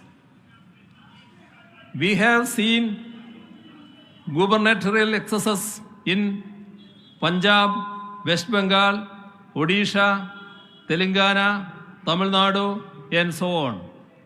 In many states, including Kerala, we have seen governors trying to overreach their constitutional mandate by meddling with the autonomy of the legislature. Assent to bills passed by legislative assemblies have been indefinitely delayed. In this context, it is to be noted that the Supreme Court did warn the governors that they were playing with fire. Yet, governors continue to play their political games. Multiple state governments have had to approach the judiciary against such undemocratic high-handedness. Kerala's governor does not have time to spend in Kerala. Mostly he is outside. ഇന്നും ഇവിടെയുണ്ട്. കേരള ഹൗസിൽ ചിലർ ചോദിച്ചു നിങ്ങളുടെ സമരത്ത് പങ്കെടുക്കാനോ കാണാനോ വന്നതാണ്. If at all he comes to Kerala, he does not have time to read out the entire governor's address in the assembly. But he has time to sit on the road and create a scene. In all opposition-ruled states, there have been instances of chancellors acting as at the behest of their political masters in matters related to universities. Interests and statutes of the states are being sidelined in this regard. Rather than consulting the state governments, even on matters related to state-funded universities, governors have made political interferences as chancellors. In Kerala too, the same is happening. The chancellor, by misusing his powers, is appointing senate members according to his own whims and fancies in an attempt to usurp the administration of universities and thereby even destroying the academic autonomy of our universities. There are some who alleged that this protest in Delhi is politically motivated. In reality, it is that allegation what is politically motivated. This protest is against the denial of what is rightfully ours. Isn't it a fact that our borrowings have been limited and that our grants have been denied? How is it politically motivated to point it out? It is not just Kerala that is protesting against the political discrimination against states. Karnataka has also come out in protest. They say that they suffered losses to the tune of rupees 1,87,000 crore, a loss that is similar to that of Kerala's. The party that is in power in Karnataka is not the same as the party that is in power in Kerala. Are in state governments run by different political parties having to protest against the same issues? Because it is true that they are facing discrimination. Is this politically motivated? In yesterday's The Hindu newspaper, there is an article written by two independent financial experts. They are not from Kerala. They are from Tamil Nadu. In their article about fiscal federalism, they are proving with the support of authentic data that the union's revenue is spiking while the state's share is plummeting. When they are describing the overall situation of the states in the country, is it politically motivated? When federalism is destroyed, it will cause losses to all the states. On top of that are the politically motivated actions against non-BJP run states.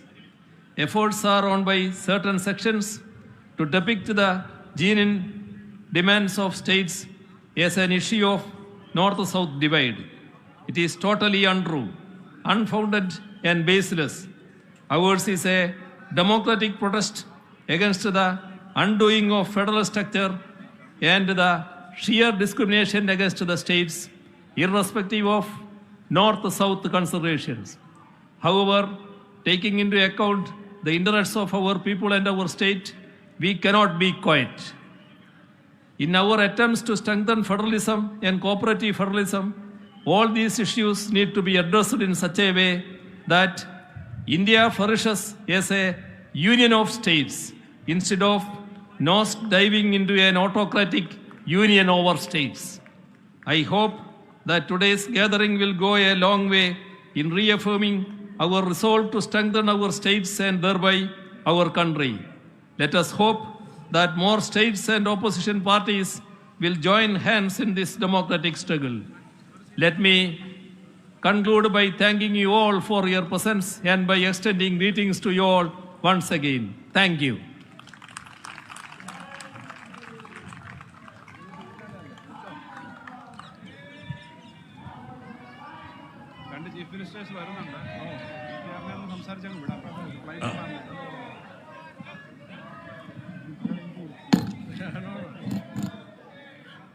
Chief Ministers of Delhi and Punjab, Mr. Kejriwal ji and Mr. Bhagwan Man, are coming here to express their solidarity for this great agitation. ये आंदोलन के लिए solidarity declare करने के लिए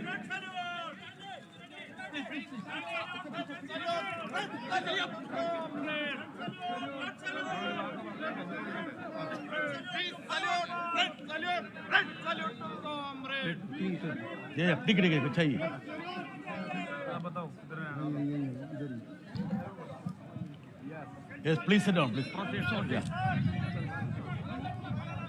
It's a historical moment for this agitation in Kerala.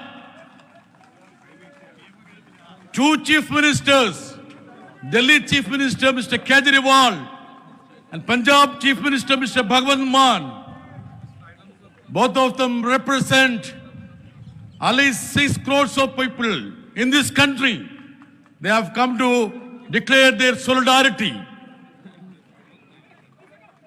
We also have leader of VCK, Dr. Tiruma Vallavani here, Member of Parliament, Lok Sabha.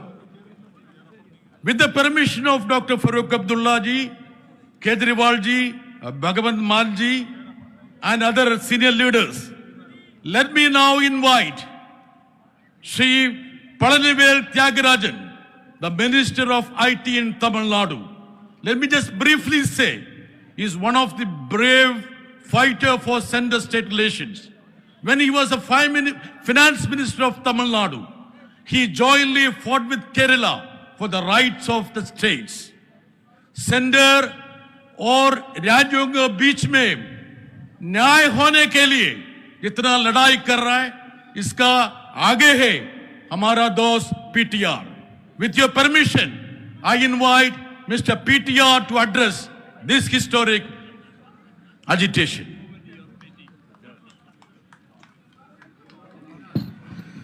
Thank you very much for that kind introduction, John Brittis.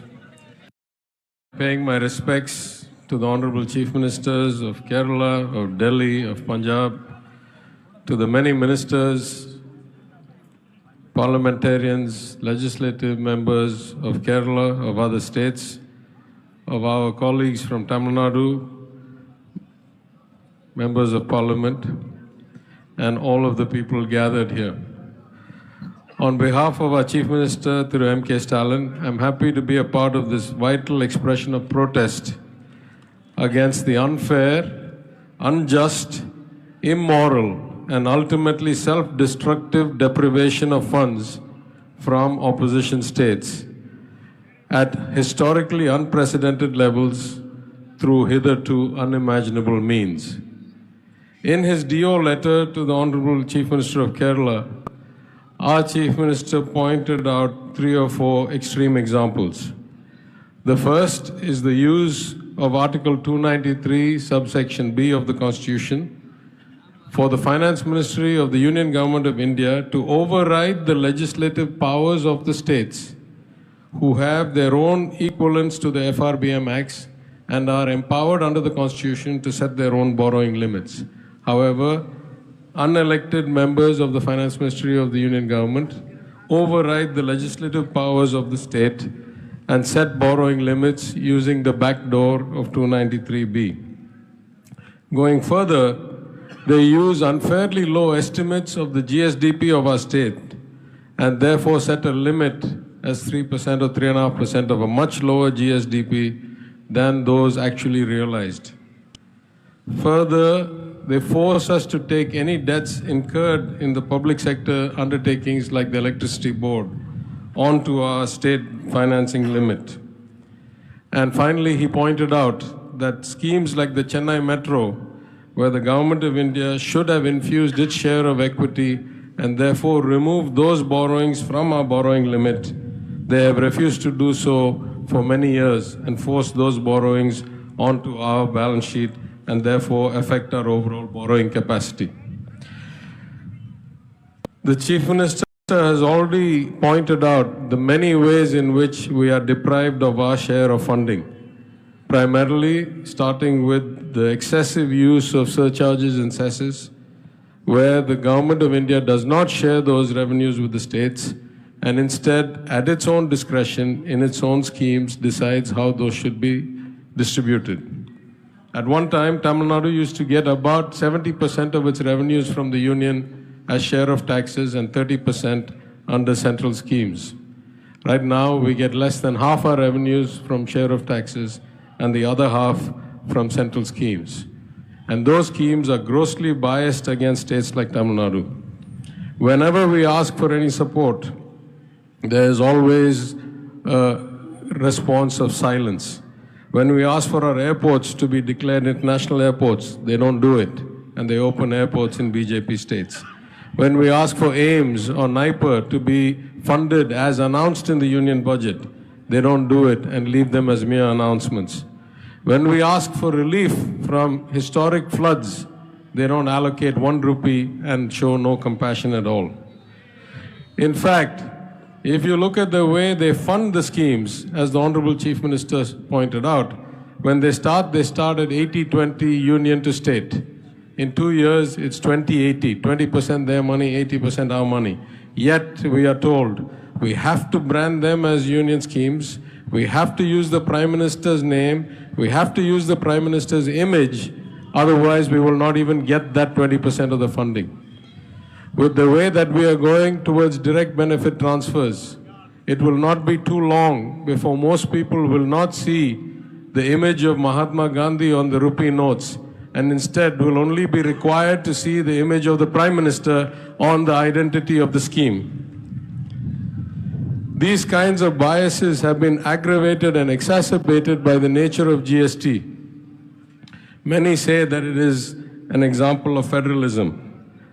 I'll say the good news. The Union Finance Minister, whenever she chairs these meetings, is unfailingly courteous and allows everybody to speak. But that's about as far as federalism goes. The Union government gets to decide the agenda, it gets to decide the composition of group of ministers, it gets to nominate the chairman, it gets to have every control over the mechanism, and by design has 30% voting rights in a place where you need to have 75% voting to pass any resolution. It can deny any resolution it likes, And for the states to pass any resolution against this union's interest, you will have to get at least 15 or so states lined up to go against the union. This is not federalism.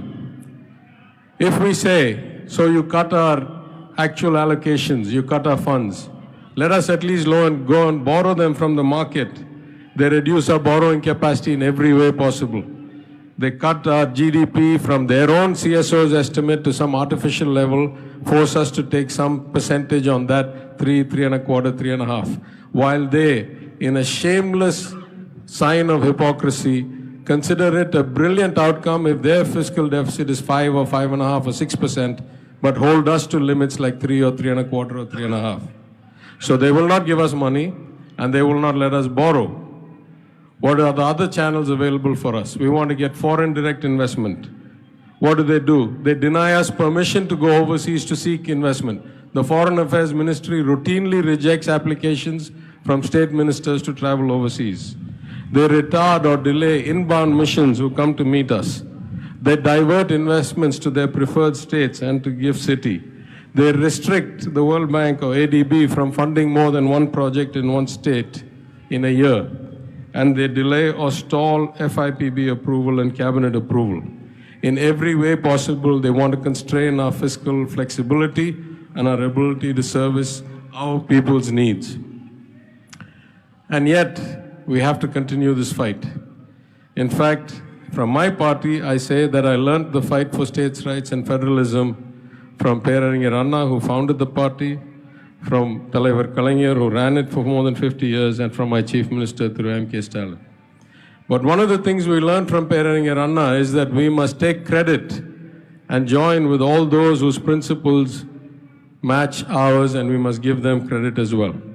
In that sense, I pay respects to our local opposition, Ms. Jayalalitha, who also stood strong for federalism and states' rights. And I must mention here that I pay my respects to the one-time champion of federalism, the three-time Chief Minister of Gujarat, Thiru Narendra Modi, who was once the greatest champion of federalism when he was the Chief Minister. People change, seats change, nothing is permanent. We are in a situation where many of us were once not elected, now are elected, someday will not be elected again. But some truths can never be changed. The first truth that can never be changed is no matter how much money you take away from some, or no matter how much money you give to others, you simply cannot create growth unless you do three profound things. You cannot do it without inclusive education for all and ensuring that your workforce can compete in a global market. These things are not happening in the BJP states. You cannot do it without having a vibrant democracy that creates a level playing field with strong institutions and draws investment and encourages people to invest. And you cannot do it without having communal harmony and makes it easy for business owners, small enterprises, MSC, to feel like it is a stable place ruled by law, and therefore they can take risk to create enterprises. Without that, your oligarchs cannot create sustainable growth for you. So where does that leave us? We keep the good fight. And we must remember that there are three magic values that make us invincible and protect us against all the onslaughts against federalism the pro-authoritarians can bring on us. The first value is our culture of inclusion, of harmony, of self-respect, of social justice, of equal access, and of education as the basis for progress of society. We must protect our culture. Second, we must remember that compassion is the best quality of the governor, not strength, not power. For those who are continuously in a fight, they can keep projecting strength and power. For those of us who have come to serve the people, it is compassion that defines us. It is our ability to protect the weakest and to provide for those most in need. And finally, it is competence that is our value. We must strive to do better every day. Even as our resources get cut, we must bring in better advice. We must improve our own execution. The more learned and educated we are, the more we realize we need support from others and the input of brilliant minds. No one is all knowing. No regime lasts forever. Our job is to stick to our values and hope that someday people start thinking, like me, I am a believer. I believe in God. But I don't believe any man is God. I don't believe any man is all knowing. I believe that sooner or later all of us will have to vacate our seats. Our job is to hold our values, our culture, our compassion, our competence at the best level and wait for things to change. And that is the way we protect our language, our way of life, our history. Men will come and men will go. Our values and our cultures and our societies will go on strong because we have the right values. Thank you very much for inviting me, and I wish this protest all success. Thank you, PTR, for the great delivery. As he said, no man can be considered as God, and no regime will last. He has to catch the flight. That's why he is taking leave.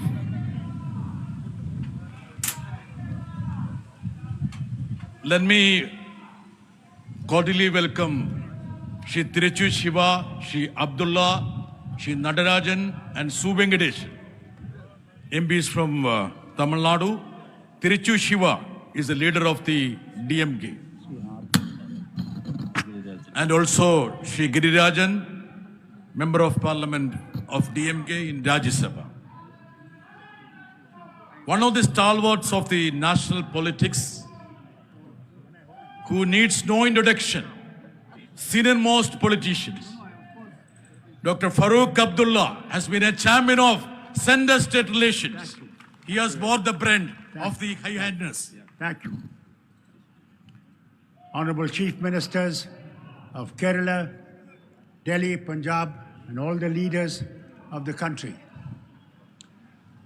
Thank you very much, sir, for inviting me to this meeting. India cannot become strong unless states are strong. If states are weak, there is no way you can call India becoming a great power in some years. As a doctor, I can tell you, if any part of your body gives way, you no longer are the same person. The same is the question of states. If any state remains behind, India cannot say that we are going to be mighty in some years and we will beat in the next 5 years, we'll be the strongest in the world in every sense. It's not going to happen. It's only talk. What we need to do in the opposition is to really unite, to fight the forces who are dividing us in every way. Otherwise, India is from Jammu and Kashmir to right down to Tamil Nadu, from Maharashtra all the way to Tripura. That is what India is. Multiple languages, multiple religions, multiple cultures. That is what makes India beautiful. If it was one, it's like a garden. If there was only one flower, that garden would never be beautiful.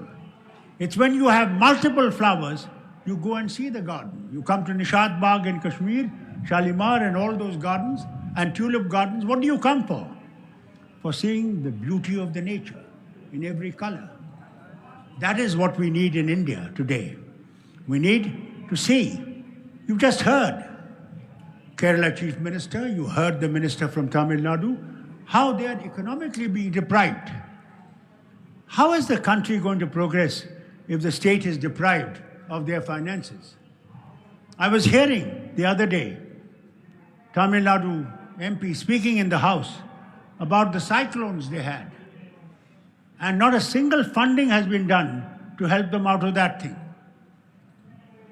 Union government's funds are not theirs only to decide. Tragedy is that gradually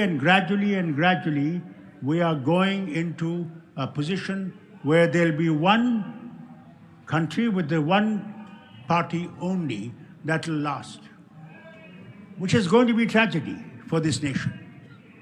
See, I am from Kashmir. Kerala Chief Minister spoke in his language. I could not understand it. But that is the glory of this nation. They cannot understand my language, but what unites us is the power of understanding that we cannot move forward unless we are united together. It is this which we are fighting for.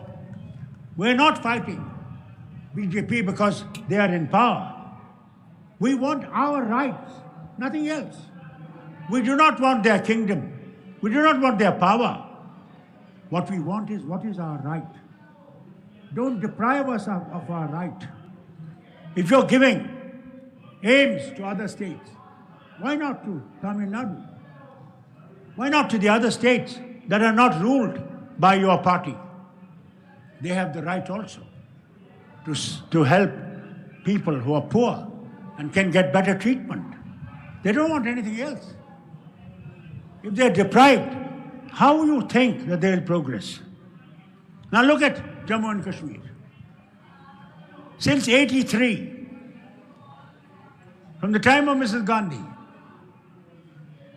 when she gave scheduled tribe to Ladakhis, and then gave it to the Gujars and Bakarwals. And she said herself that if the government of Jammu and Kashmir will write to us, we'll give it to also the Pahadis who have got the same situation in the state. It wasn't done till recently. In this house, it was announced that we will give Pahadis the scheduled tribe. Now the trouble is here, which I want our members to know, all these people to know. The fear in the Gujars and Bakarwals is that what their quota is, that will be cut. And Pahadis are asking also, no, give us quota, but not cut their quota. So we have got another tragedy coming in our state, the tragedy of dividing people again. How long are you going to divide us on religion, on languages, on these things? How long? How long are we going to be fighting each other? How will you fight the battles if the nation is not strong inside? You cannot beat your enemy unless the nation is strong inside. The people are happy inside. If people are not happy, you cannot fight a battle. You cannot win the war. Therefore, think of that. As the minister very kindly said, nobody lasts forever. No power lasts forever. Power comes and goes. It is what people will remember, is what you did, how good you did and how bad you did. That is what will be remembered. A lot of good things were done. I will not deny that. But then don't take a path where you will bulldoze everything which is good. Every state wants to progress. I am a state which is surrounded by enemies, yet together to fight them. They announced when they removed 370 that 370 was responsible for terrorism. Now 370 went many years ago.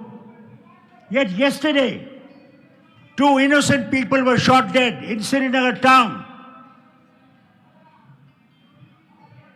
Who do they hold responsible? Is it 370 or is it their rule? They are saying all these things every time. All the time they say, we removed 370, what a great things we have done. But where have you achieved the hearts of the people? Where you achieved the love of the people? You deny us election. For the last 5 years, you have denied us what is our right by the Constitution of India. You announced recently that you will hold elections to the panchayats, to the town area committees, to the municipalities, and then suddenly in 5 days, you remove that order. Are we not part of India? Are we from some foreign nation that you deny us our basic right? that we can govern ourselves? How long? How long are you going to do this? Give us our right, constitutional right, so that we can move forward with the nation as people are moving. Nobody is against anyone. We want to progress. We want to move forward. With all these states, we want to move forward. But if you deny those states that are not part of you, you make them bow. And if you don't bow, we will see to it. You remember? I remind these people. You remember, sir? When the Home Minister in Karnataka, before the election, he said, if you don't vote for us, we will see to it that we'll cut your finance. Do you remember? It's exactly what is happening. How long are you going to deny people their right? Do you want a strong India or do you want a weak India? Decide. If you want a strong India, then for God's sake, don't consider opposition as enemies. Consider opposition as friends of the nation. The opposition is essential for the country to remain on a straight path. I remember as Chief Minister, and I had more than 2/3 majority, and some members of another party came to see me and said, we want to join you. I said, for God's sake, don't join us. Remain there, because if we go wrong, you will tell us where we are wrong. If we are that brute majority and nobody says that you are wrong, then you cannot guide people to the right direction. Today, Prime Minister himself announces that opposition is important. Then for God's sake, let opposition live. In the Parliament, you're not able to speak. Parliament is not meant only for one-sided thing. Parliament is meant to discuss, debate, and achieve something which is good for the nation. None of us who sit in the Parliament want India to fail. We all want India to be strong in every way. But that cannot be done unless you allow opposition to exist, to survive, and to progress. To Kerala Chief Minister, I'll say thank you, sir, for calling this meeting so that nation can realize where we stand. We're not enemies of the nation. We are friends of the nation, and we want nation to survive and nation to grow. We want to rise to such heights that no nation has ever risen. But for God's sake, treat us that way. That is all we want. We want you to treat us as friends of the nation. God bless this nation. May this nation progress. And may this communal harmony continue to stand. I'm a Muslim. I'm proud to be a Muslim, and I'm proud to be an Indian Muslim. This is what we want. We want to be Hindu, you're a Sikh, you're a Muslim, you're a Christian, Buddhist, or whatever you are. We all want to live together in harmony, in understanding. My own religion tells me, don't oppose that fellow's God. For if you oppose his God, and he says something about your God, will you bear it? Will you tolerate it? That is what my religion tells me. I love every religion because every religion teaches you good things. No religion teaches you bad. But when you start dividing people and thinking in terms of differently, for God's sake, give that up. This nation will survive if we all live together in happiness, in pursuit of progress. That's what we want. Thank you, Chief Minister Sahab, for calling me, and God bless your movement, and may you all succeed in teaching this India towards better future. Important is unity, unity of purpose. That is what you have to show in this coming election. We must unite. Please unite, unite, unite, unite. Thank you. Nothing can be more forceful than the speech of Dr. Farooq Abdullah. It's the expression of solidarity from one corner of the country to the another corner, from J&K to Kerala. Thank you, Dr. Farooq Abdullah. It's my privilege to invite none other than one of the bravest, valiant fighters of federalism, who has been bearing the brunt of the onslaught of the center, who is being chased by the center agencies just for standing against the atrocities and oppression of the union government. Delhi government has been always supportive of Kerala. And let me invite the brave son of federalism, Shri Kejriwal, to address this gathering.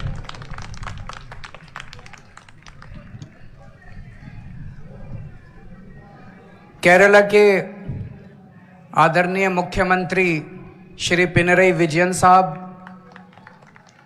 Punjab के लोकप्रिय मुख्यमंत्री श्री भगवंत मान साहब, मंच पे मौजूद कई राज्यों के और कई पार्टियों के आज यहाँ पे आए हुए सभी नेतागण और मंत्रीगण, और यहाँ पे आए हुए सभी भाइयों बहनों, आप सब लोगों को मेरा नमस्कार, सबको मेरा प्रणाम। मुझे लगता है आज इस देश को ये दिन भी देखना था। ये जंतर मंतर वो जगह है जहां पे इस देश की प्रजा सरकारों के एक्सप्लॉयटेशन से तंग आके यहां पे धरने प्रदर्शन करने आती है। लेकिन आज यहां पे केरला के मुख्यमंत्री को अपना सारा कामकाज छोड़ के केरला से दिल्ली यहां पे धरना करने के लिए आना पड़ा केंद्र सरकार की ज्यादतियों के खिलाफ। मैं समझ रहा हूं ये भी इस देश को ये दिन भी देखना था। आज लगभग आधे राज्यों के अंदर विपक्ष की सरकारें हैं और आधे राज्यों के अंदर उन लोगों की सरकारें हैं। जो विपक्ष की सरकारें हैं आधे राज्यों के अंदर, तो लगभग 70 करोड़ लोगों को ये विपक्ष की सरकारें रिप्रेजेंट करती हैं। 70 करोड़ लोगों को, आधे देश को। और इस वक्त ऐसा लगता है कि केंद्र सरकार ने विपक्ष की सरकारों के खिलाफ युद्ध छेड़ा हुआ है। ऐसा लगता है कि जंग छेड़ी हुई है, लड़ाई छेड़ी हुई है। हिंदुस्तान पाकिस्तान का रखा है हम लोगों के साथ। हम ये पूछना चाहते हैं कि क्या आप इन 70 करोड़ लोगों को अपना नहीं मानते? क्या आप केरला के लोगों को अपना नहीं मानते? क्या आप तमिलनाडु के लोगों को अपना नहीं मानते? क्या आप कर्नाटका के, दिल्ली के, पंजाब के, वेस्ट बंगाल के लोगों को अपना नहीं मानते? क्या ये सारे पराये हैं? क्या ये भारत के नागरिक नहीं हैं? यहां के 70 करोड़ लोगों ने विपक्ष के लोगों को चुन के सरकार बनाई। संविधान के अंदर लिखा है कि इन सरकारों की क्या पावर है। शिक्षा की पावर राज्य सरकारों की, स्वास्थ्य की पावर राज्य सरकारों की, संविधान के अंदर लिखा है कि क्या क्या पावर है। आप हमें अपना काम ही नहीं करने देते। सारी विपक्ष की सरकारों को तरह तरह से प्रताड़ित करने के लिए आज केंद्र सरकार सारे हथकंडे अपना रही है। मोटे मोटे तौर पे देखें तो 3 तरह से केंद्र सरकार विपक्ष की सरकारों को तंग कर रही है। सबसे पहला, केंद्र सरकार जायज फंड, जो हक है राज्यों का, वो फंड नहीं दे रही है। दूसरा तरीका, गवर्नर्स के और लेफ्टिनेंट गवर्नर के जरिए रोज काम में टांग अड़ाती है, हर काम में टांग अड़ाती है। और तीसरा तरीका, एजेंसीज को छोड़ के जिसको मर्जी पकड़ के जेल में डाले जा रहे हैं, जिसको मर्जी पकड़ के जेल में डाले जा रहे हैं। सबसे पहले मैं पहले तरीके पे आता हूं। यहां पे पिनरई विजयन साहब बैठे हैं, पंजाब के मुख्यमंत्री बैठे हैं, मैं दिल्ली का मुख्यमंत्री और कई सारे राज्यों के मंत्रीगण आए हुए हैं। हम सारे रोज इस बात को झेल रहे हैं कि जो जायज फंड उस राज्य के बनते हैं वो फंड हमें नहीं दिए जा रहे। अगर केरला के लोगों को उनके हक के फंड नहीं दिए जाएंगे तो काम कैसे चलेगा? सरकार कैसे चलेगी? केरला की सरकार कैसे चलेगी? तमिलनाडु की सरकार कैसे चलेगी? और हम यहां भीख मांगने नहीं आए। विजयन साहब यहां पे अपने घर के लिए, अपने परिवार के लिए पैसे मांगने नहीं आए, अपने बच्चों के लिए, अपने बीवी बच्चों के लिए पैसे मांगने नहीं आए। वो केरला के लोगों के लिए पैसे मांगने आए हैं। आज पंजाब के मुख्यमंत्री यहां अपने 3 करोड़ लोगों के लिए फंड मांगने के लिए आए हैं। मैं दिल्ली का मुख्यमंत्री अपने दिल्ली के 2 करोड़ लोगों का हक मांगने के लिए आया हूं। संविधान में लिखा है कि कितना पैसा किस सरकार को मिलेगा। ये वाला टैक्स आएगा, मैं इनकम टैक्स में था, ये थोड़ा सा ज्यादा जानता हूं इसको। तो कितना फंड, कौन सी सरकार कितना फंड इस्तेमाल करेगी, कैसे इस्तेमाल करेगी, फाइनेंस कमीशन होगा, फाइनेंस कमीशन तय करेगा, ये पैसा केंद्र के पास जाएगा, ये पैसा राज्य सरकार। अरे जो हमारा हक है, हमारा नहीं, लोगों का हक है, केरला के लोगों का हक है, तमिलनाडु के लोगों का हक है, वेस्ट बंगाल के, पंजाब के, दिल्ली के लोगों का हक है। वो हक आप कैसे छीन सकते हैं लोगों का? आप उनका काम कैसे रोक सकते हैं? अगर आप हमारे लोगों के पैसे नहीं देंगे तो हम सड़कें कैसे बनाएंगे, बिजली कैसे देंगे, लोगों का विकास कैसे करेंगे? मैं भी 1-2 बैनर देख रहा था, उसमें लिखा था कि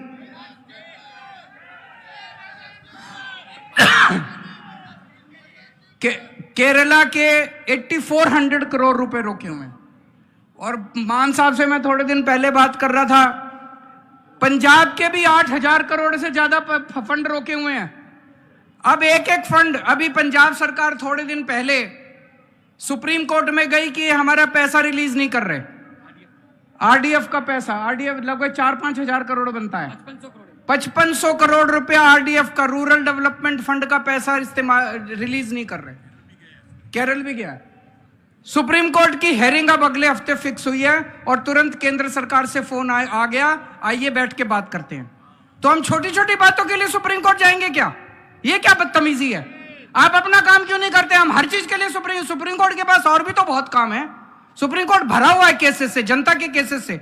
हम अपने फंड लेने के लिए भी, हमें फंड लेने के लिए जंतर मंतर पे आके बैठना पड़ेगा। आप लोगों को जान के ताज्जुब होगा, दिल्ली के लोग मिलके साल में 2 लाख करोड़ रुपए का इनकम टैक्स देते हैं, 2 लाख करोड़। और उस 2 लाख करोड़ में से बदले में दिल्ली के लिए हमें कितना पैसा मिलता है, गेस कर सकते हैं आप लोग? 2 लाख करोड़ रुपए हम केंद्र सरकार को देते हैं दिल्ली के लोग मिलके इनकम टैक्स में। और उस 2 लाख करोड़ में से दिल्ली के लोगों को एक साल में 325 करोड़ रुपए मिलते हैं। इतना तो अंग्रेजों ने भी नहीं लूटा होगा 100 साल में जितना ये लोग लूट रहे हैं। ये तो हद हो गई है। तो कपिल सिब्बल साहब का स्वागत है। दूसरी चीज, गवर्नर्स और लेफ्टिनेंट गवर्नर्स के जरिए ये जिस तरह से सरकारों को तंग कर रहे हैं, संविधान के अंदर साफ साफ लिखा है कि ये हमारे सब्जेक्ट्स हैं। उन सब्जेक्ट्स के अंदर भी रोज गवर्नर हर राज्य के अंदर टांग अड़ा रहे हैं। सबसे इंटरेस्टिंग तो अभी पंजाब के अंदर हुआ। पिछले साल पंजाब सरकार ने बजट सेशन, अपनी असेंबली का बजट सेशन कॉल करने के लिए गवर्नर के पास फाइल भेजी। गवर्नर ने बजट सेशन करने की परमिशन नहीं दी। सोचिए, एक चुनी हुई सरकार, फुल स्टेट, उसका मुख्यमंत्री, उसकी कैबिनेट प्रस्ताव पारित करके कहती है कि हम फलानी तारीख से बजट सेशन बुलाएंगे और उसमें राज्य का अगले साल का बजट पास करेंगे। गवर्नर ने बजट सेशन की भी परमिशन नहीं दी। अल्टीमेटली सुप्रीम कोर्ट जाना पड़ा। सुप्रीम कोर्ट ने गवर्नर को खूब लताड़ा। लेकिन प्रॉब्लम यह है कि इनको लताड़ का, गाली गलौज का, इनको सुप्रीम कोर्ट रोज लताड़ता है इन लोगों को, इनको कोई फर्क ही नहीं पड़ता।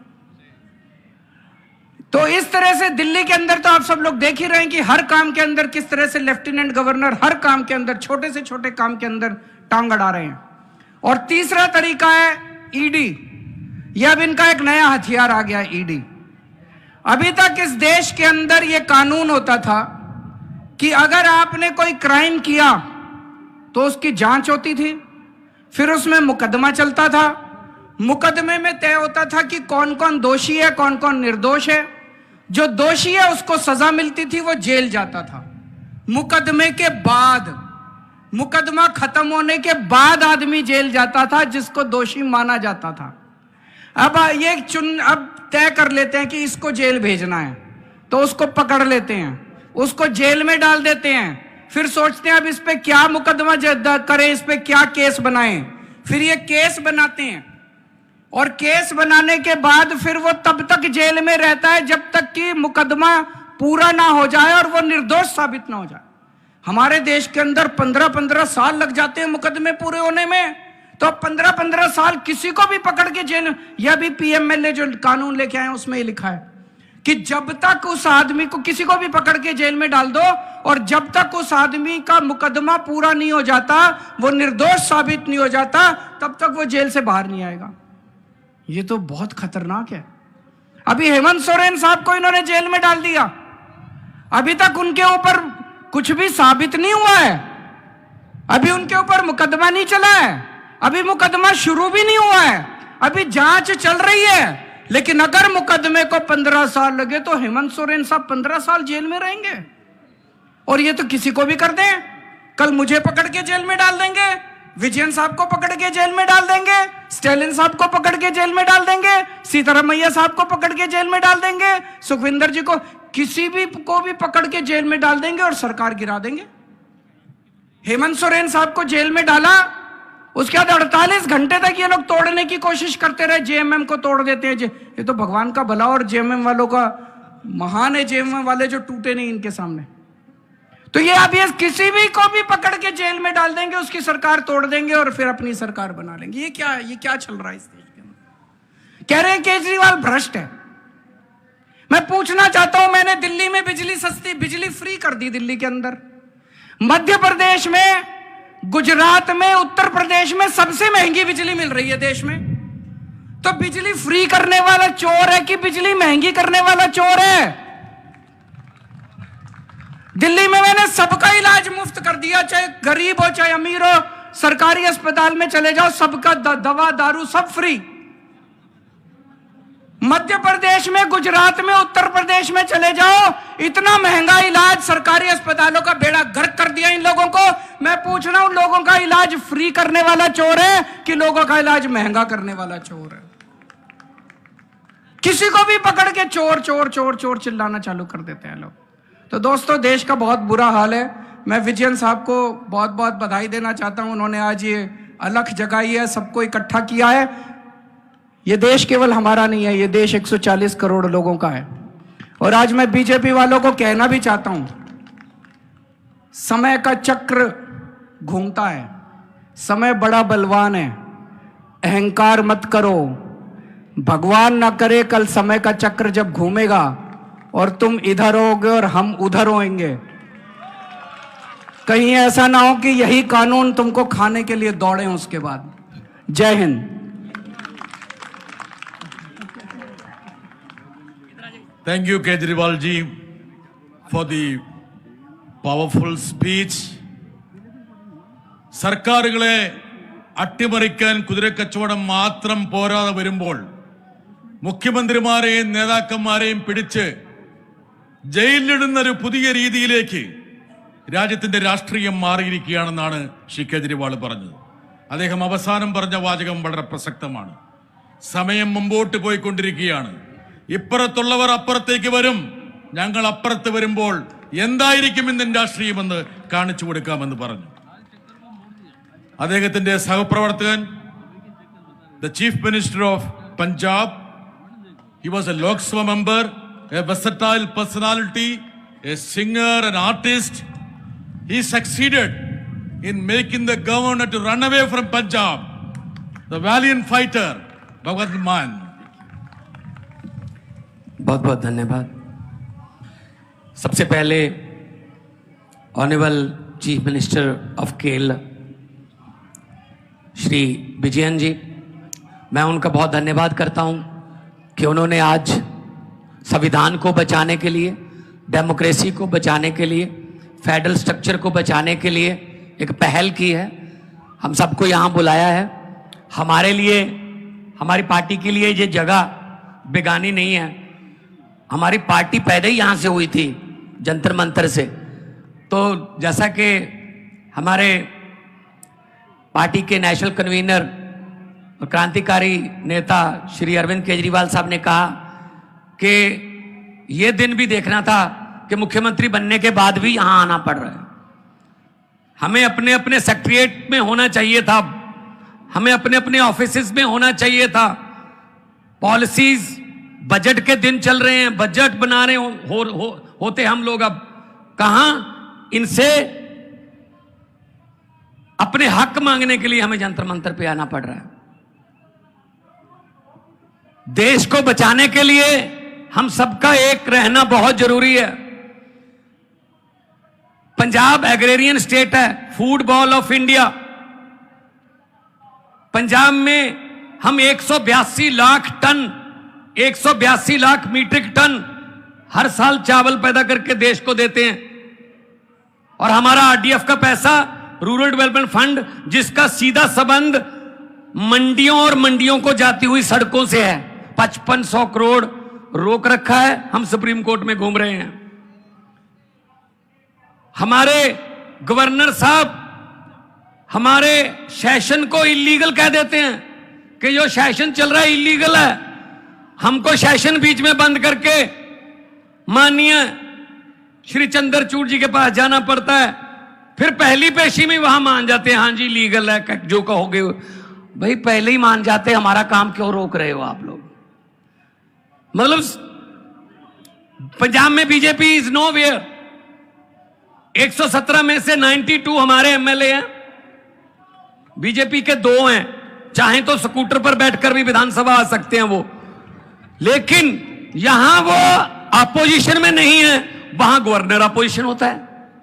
वो हर रोज कोई ना कोई चिट्ठी निकालता है। मैंने कभी नहीं देखा कि गुजरात के गवर्नर ने किसी मुख्यमंत्री को चिट्ठी लिखी हो, उत्तर प्रदेश के गवर्नर ने कोई चिट्ठी लिखी हो, नहीं। तमिलनाडु का गवर्नर लिखता है, केरला का। और जब हमारे पक्ष में फैसला आया माननीय उच्च न्यायालय का कि गवर्नर जो है वो सिलेक्टेड है, इलेक्टेड राज करेंगे डेमोक्रेसी में, आप रोक नहीं सकते, डिक्टेट नहीं कर सकते। आप जो है किसी बिल पर बैठ नहीं सकते, जा तो वापस गवर्नमेंट को भेजो, या राष्ट्रपति को भेजो, या साइन करो। यही चीज लेके केरला की सरकार वहां गई सुप्रीम कोर्ट में। सुप्रीम कोर्ट ने क्या कहा कि हमने परसों, जब इनके वकील को कहा कि परसों हमने पंजाब का एक फैसला दिया था, वो पढ़ के मेरे पास अगले हफ्ते आ जाना। अगले हफ्ते उनका पढ़ लिया, यही फैसला केरला में लागू होगा। हमें सुप्रीम कोर्ट में बात में सुप्रीम कोर्ट में जाना पड़ रहा है। अभी आपने देखा होगा डेमोक्रेसी का हाल चंडीगढ़ में। 36 पार्षद हैं, उसमें इंडिया अलायंस के 20 हैं, इनके 16 हैं, including member parliament of Chandigarh. तो इनके 16 के 16 ठीक उन्होंने वोट डाला, लेकिन हमारे 20 में से 8 को इनवैलिड वोट कर दिया कि इनका वोट गलत डाला हुआ, इनको वोट नहीं डालना आता, इन्होंने मोहर अच्छे से नहीं लगाई। अरे भाई वो पहली बार मोहर नहीं लगा रहे थे, हर साल जब चुनाव होता है 4थी 5वीं बार लगा रहे थे। लेकिन जब वीडियो साहब फिर सुप्रीम कोर्ट जाना पड़ा। जब सुप्रीम कोर्ट ने देखा, सबने देखा कैसे वोटों की गिनती हो रही थी, ऐसे वो प्रिजाइडिंग अफसर, ये किधर रखो, बीजेपी वालों के काम है, इधर रख देता हूं, फिर ये वाली, चलो ये वाली भी इधर ही रख देता हूं, थोड़ा इनको बढ़ाना। ऐसे आप मीडिया खड़ा है, ये बात ध्यान से सुन लेना और टेलीकास्ट कर देना अगर आपके मालिक माने तो। 36 वोट गिनने में 8 वोट कैंसिल कर दिए, ऑलमोस्ट 25% वोटों का घोटाला हो गया। मात्र 36 वोट गिनने में 25% वोटों का घोटाला कर गए। अभी मई जून में 90 करोड़ वोट गिनने हैं। चिंता इस बात की है, उसमें क्या करेंगे ये? 36 वोट नहीं गिन रहे। एक 10 बाई 10 किलोमीटर का शहर है चंडीगढ़, वो हार नहीं सकते, बर्दाश्त नहीं होती हार। लेकिन पूरे देश में क्या होगा, चिंता इस बात की है तो पंजाब अपने हक मांग रहा है, किसानों को एमएसपी का वादा करके। जब किसान आए यहां पर, पूरी दुनिया में उसकी चर्चा हुई, बड़ा आंदोलन था, पूरे देश से किसान आए, तो क्या कहा, एक दिन अचानक से प्रकट होके 1 साल बैठे रहे, 750 किसान उनकी मौत हो गई, और एक दिन अचानक से साल बाद प्रकट होके साहब बोल रहे हैं मेरी तपस्या में कोई कमी रह गई होगी, मैं ये कानून वापस लेता हूं। जी 2-2.5 साल हो गए, अब तो तपस्या पूरी हो गई, अब तो वो बातें मान लो जो कहने आए थे, वो फिर दोबारा आने के बारे में सोच रहे हैं किसान। किसी को भी ये ऐसे निकाल के फेंक दो, किसी के भी फंड रोक दो, और कुछ फंड ऐसे हैं जिसमें कहते हैं मोदी की फोटो लगाओ तो हम देंगे। मैंने कहा यार ये क्या मतलब क्या है, ये मजाक है, फोटो लगाओ। मैंने कहा कितनी देर लगेगी फोटो, अगर मई में बदल गई तो फोटो किसकी लगाओगे फिर। और देखो ये कितना नफरत करते हैं। पंजाब कुर्बानियों का स्टेट है, 90% कुर्बानियां देश की आजादी के लिए पंजाबियों की हैं। आज भी हमारा कोई गांव नहीं होगा पंजाब का, 13,500 गांव हैं, एक भी गांव नहीं होगा जहां किसी न किसी शहीद का बुत ना लगा हो, कोई उसकी याद में गेट ना बना हो, चाहे वो कारगिल की लड़ाई का हो, चाहे आजादी की लड़ाई का, चाहे 65 का, चाहे 71 का, चाहे 62 का, कोई ना कोई शहीद है। और हर तीसरे गांव में कोई ना कोई गुरु चरण, उनके चरण शो प्राप्त धरती है। और पंजाबी वतन प्रस्त हैं, देश के लिए लड़े, और ये क्या कर रहे हैं, सिला क्या दे रहे हैं। हमने 3 झांकियां 26 जनवरी की परेड के लिए दी। एक में भगत सिंह, देश की कुर्बानी, पंजाब की कुर्बानियों का इतिहास, उसका टाइटल था। भगत सिंह, राजगुरु सुखदेव, करतार सिंह सराबा, महाराजा रणजीत सिंह, जलियांवाले बाग का जो कांड हुआ सब था उसमें। दूसरे में माई भागो, first lady Sikh warrior, first my भागो जो लड़ी, बहुत दलेरी से लड़ी। और तीसरा था पंजाब का कल्चर, हमारा जो लंगर की प्रथा, हमारा जो फुलकारियां, हमारा गिद्दा भंगड़ा, तीनों रिजेक्ट कर दी भाई साहब। पंजाब की झांकी नहीं थी 26 जनवरी में। क्या पंजाब आजादी के जश्न 15 अगस्त 26 जनवरी पंजाब के बिना मना लोगे? ये कौन होते हैं भगत सिंह को रिजेक्ट करने वाले? ये कौन होते हैं करतार सिंह सराबा को, लाला लाजपत राय को रिजेक्ट करने वाले? देश के मालिक बन के बैठ गए। देश इनके बाप की जगीर है क्या? हमारे पुरखों ने, हमारे बुजुर्गों ने लड़ाई लड़ी, हमको देश लेके दिया, और ये बैठ गए प्रधानमंत्री की कुर्सी पर बैठ गए। वहां जो भी मुंह में आता है बोल देते हैं। कल तो बड़ी राज्यसभा में फेडरल स्ट्रक्चर की बातें हो रही थी कि मैं जब मुख्यमंत्री होता था मुझे यूपीए तंग करती थी, अब क्या हमें सम्मानित कर रहे हो तुम लोग? अब भी तो तंग ही कर रहे हो। मैंने तो पार्लियामेंट में बोल दिया था, क्योंकि कविता एक ऐसी चीज है, जहां ना पहुंचे रवि वहां पहुंचे कवि। एक तरफ आधे घंटे का भाषण, एक तरफ 3-4 लाइनें बस। मैंने बोल दिया था, मेरे सामने बैठे थे पार्लियामेंट में, जब डी राजा जी, मेरे और बहुत से साथी बैठे हैं जो पार्लियामेंट में अभी भी हैं, तो मैंने बोल दिया, मैंने कहा 15 लाख की रकम लिखता हूं तो कलम रुक जाती है। हर बात पे जुमला चल रहा है ना। 15 लाख की रकम लिखता हूं तो कलम रुक जाती है। काले धन के बारे में सोचता हूं तो स्याही सूख जाती है।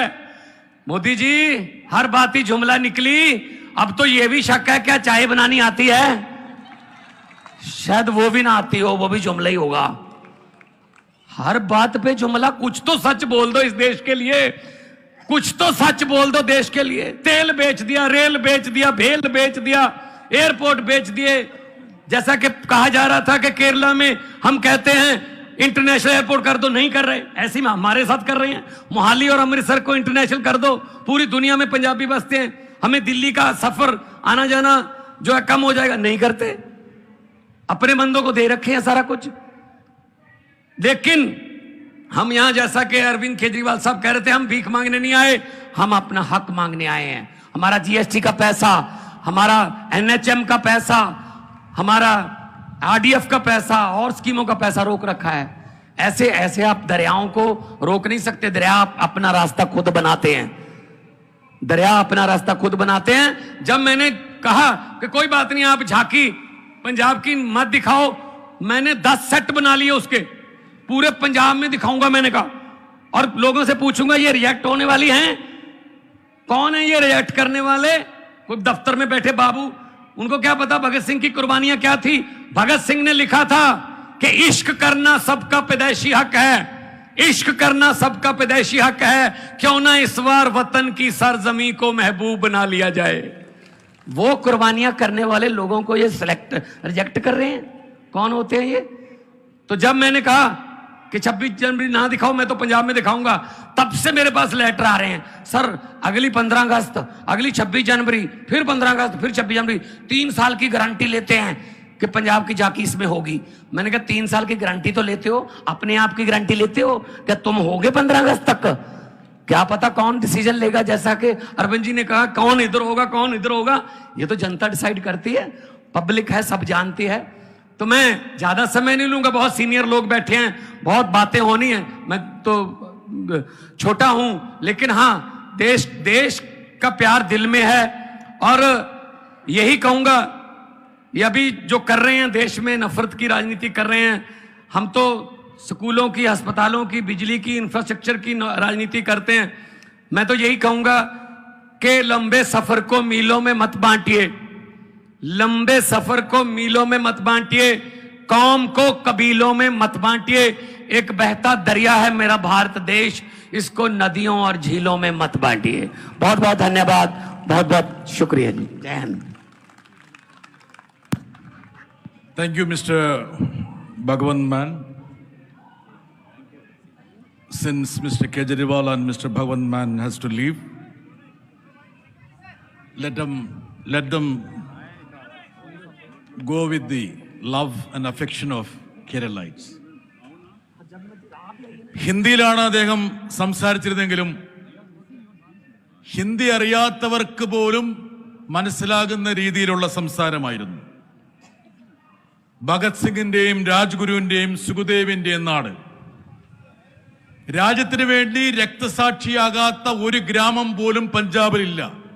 എങ്കിലും പഞ്ചാബിയെ ദേശസ്നേഹം പഠിപ്പിക്കാൻ ഇറങ്ങിയിരിക്കുകയാണ് മോഡിയും കൂട്ടരും.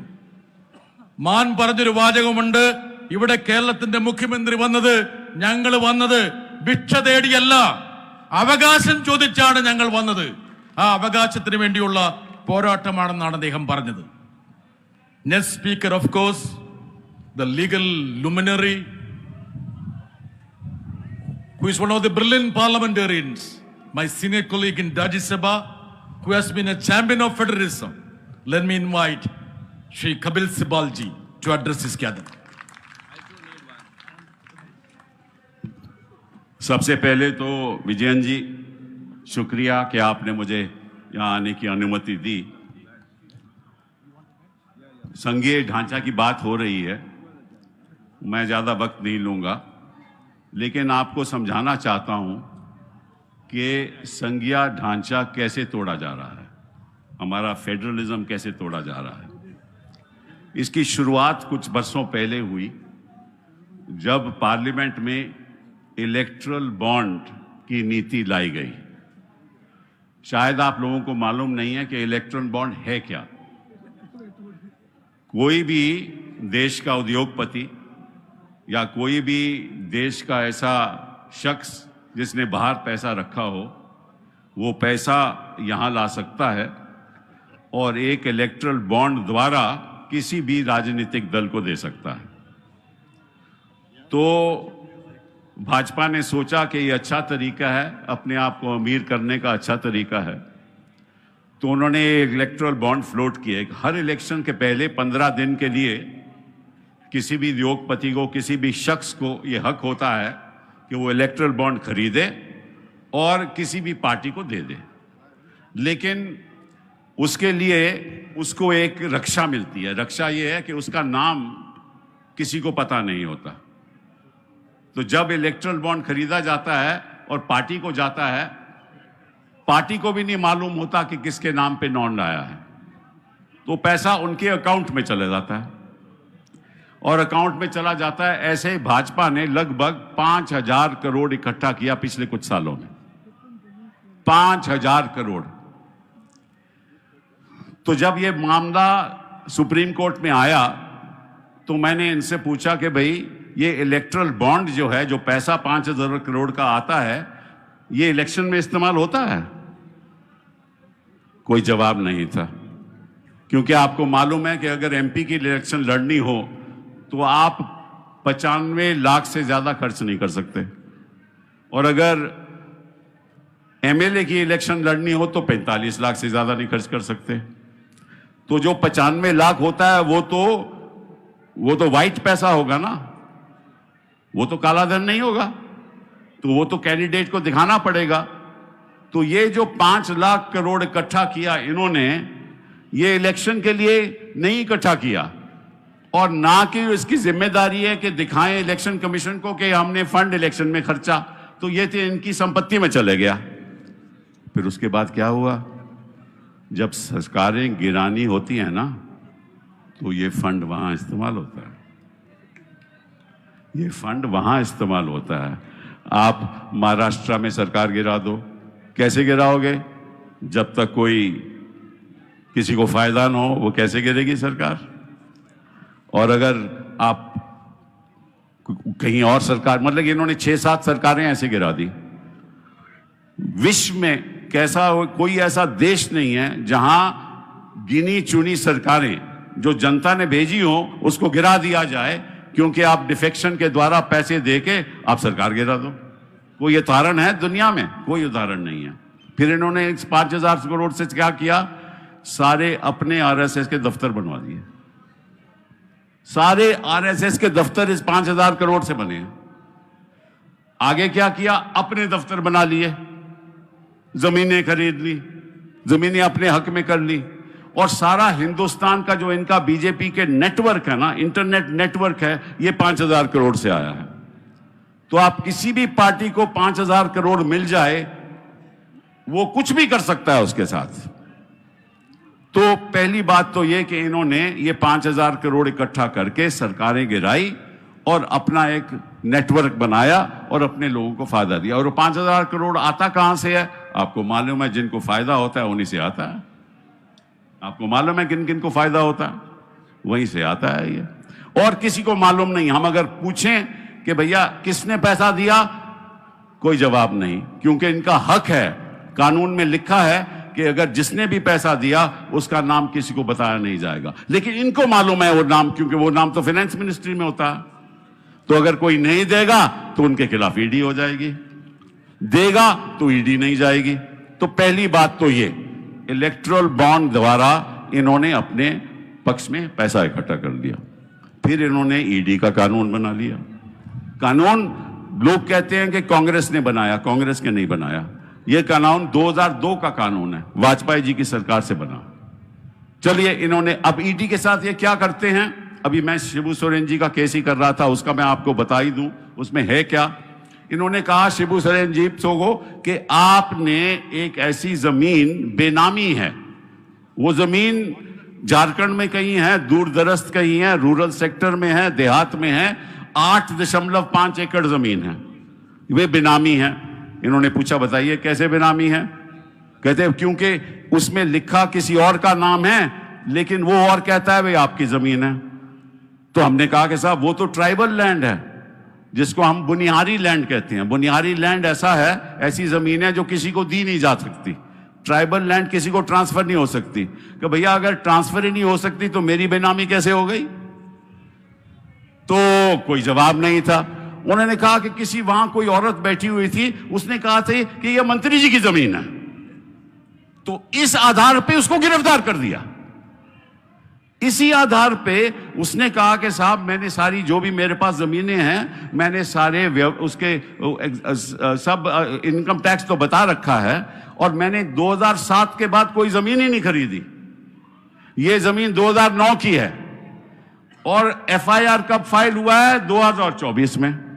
9 की जमीन 2024 में एफआईआर कहा कि बेनामी है, वहां कोई नाम नहीं है, उस शख्स को जानता नहीं है, ये बिक्री ही नहीं इसकी हो सकती, और वो बेचारा आज अंदर है।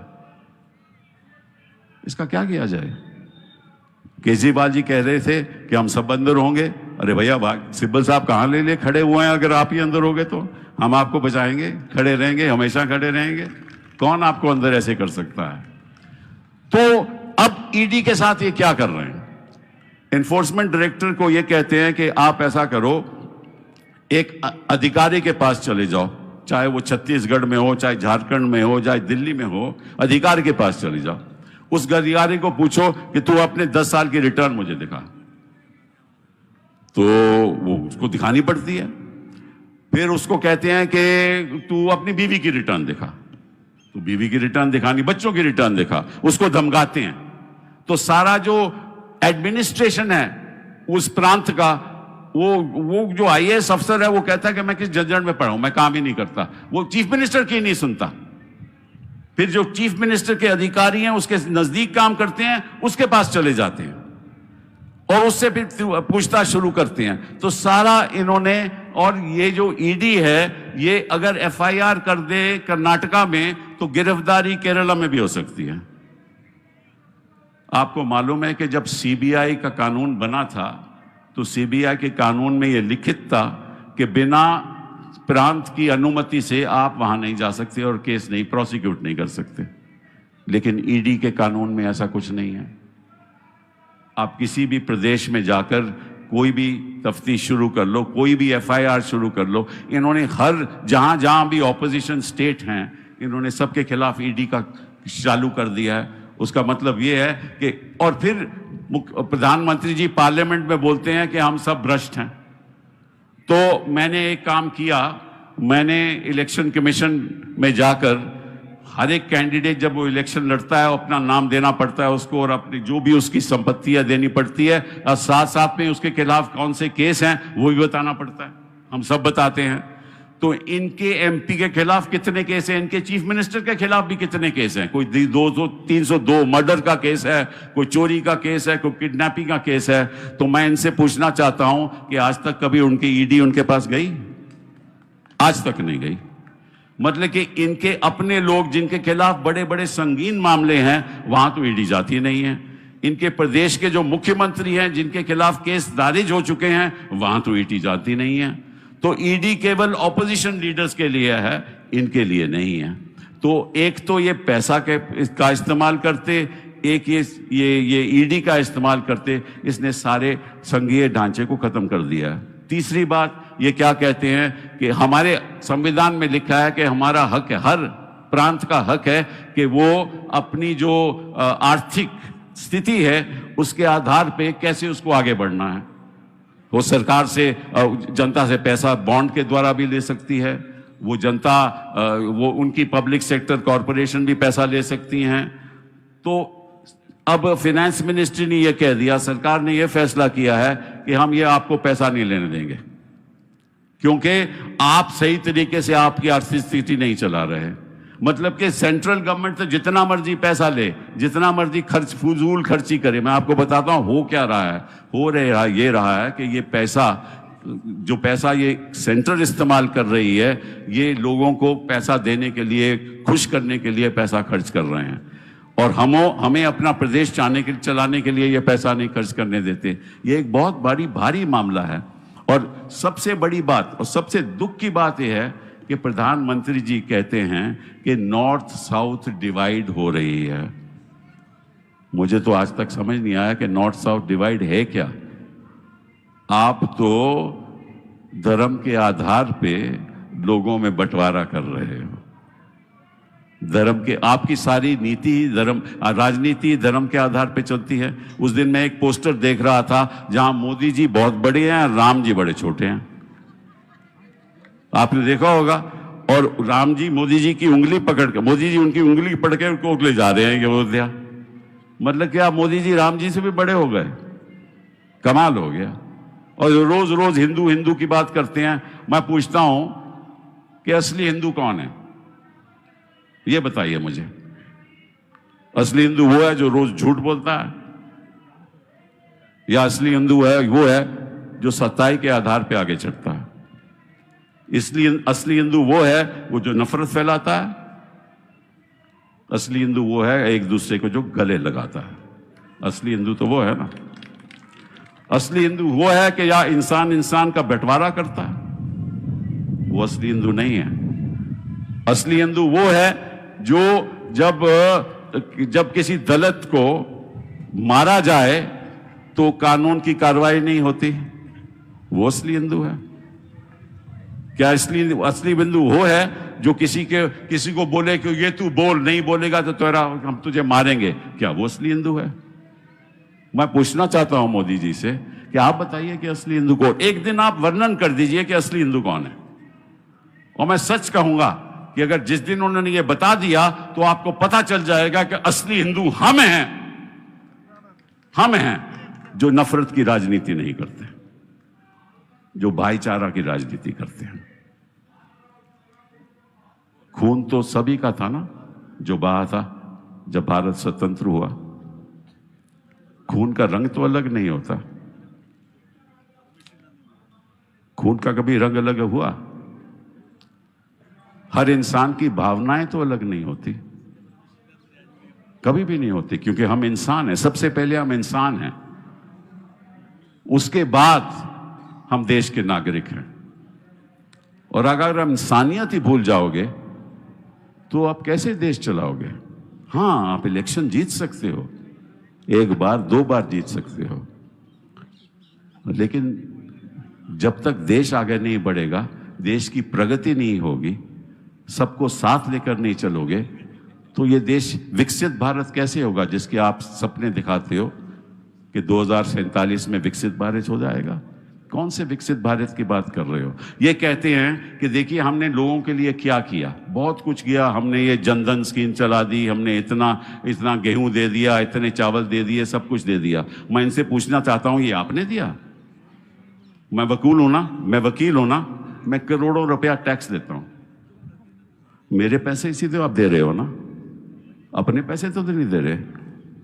पैसा मेरा देते हो आप और कहते हो कि मैंने आपके लिए कुछ किया। अरे किया तो मैंने किया, टैक्स तो मैं देता हूं। तो ये कौन सा फरेब है?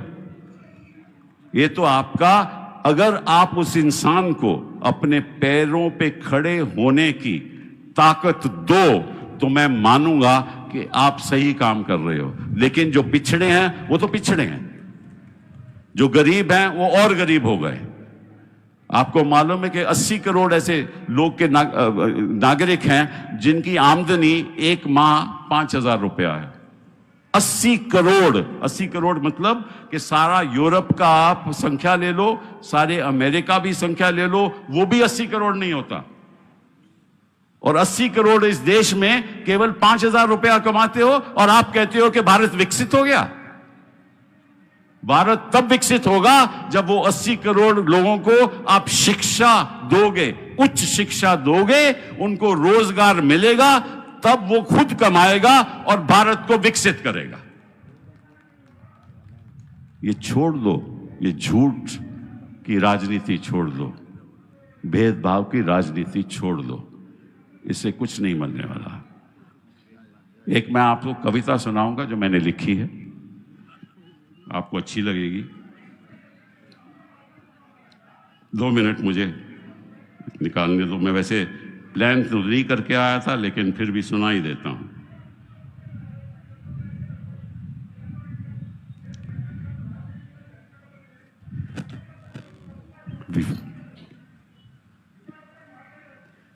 ये इनके लिए, मोदी जी के लिए है। यह है कि मंजिल पे पहुंच के करूंगा क्या, मंजिल पे पहुंच के करूंगा क्या, वहां से वापस भी आना लाजमी है। मंजिल पे पहुंच के करूंगा क्या, वहां से वापस भी आना लाजमी है। ऐसा नशा के छोड़कर करूंगा क्या, मैं खाने का दोस्ताना लाजमी है। दूर होकर भी बता करूंगा क्या, तेरे शहर में घर बसाना लाजमी है। अपना बना के तूने अब ठुकरा दिया, अपना बना के तूने अब ठुकरा दिया, फिर भी तुझको अपना बनाना लाजमी है। गली गली में ये जो आग लग रही है, गली गली में ये जो आग लग रही है, उस आग को हमें बुझाना लाजमी है। खुदा के वास्ते इस दहशती को छोड़ दे तू, खुदा के वास्ते इस दहशती को छोड़ दे तू, ये गुलिस्तां उजाड़ना क्या लाजमी है। बहुत बहुत धन्यवाद। जय हिंद। Thank you Kapil സിബാൽജി. ഈ തിരക്കിനിടയിലും നമുക്ക് വേണ്ടി ഒരു കവിത എഴുതിയാണ് അദ്ദേഹം വന്നത്. അത് മോഡിക്കുള്ള സന്ദേശമാണ്. Thank you സിബാൽജി. നമുക്ക് 1:30 മണിക്ക് by 1:30 we have to wind up it, but there are few more speakers and I'm sure that we can finish off the program in half an hour time. Since Tiruchi Shivaji, the leader of DMK in Rajya Sabha, has to attend an important committee meeting, with the permission of the senior leaders, let me invite my friend Tiruchiji to address the gathering.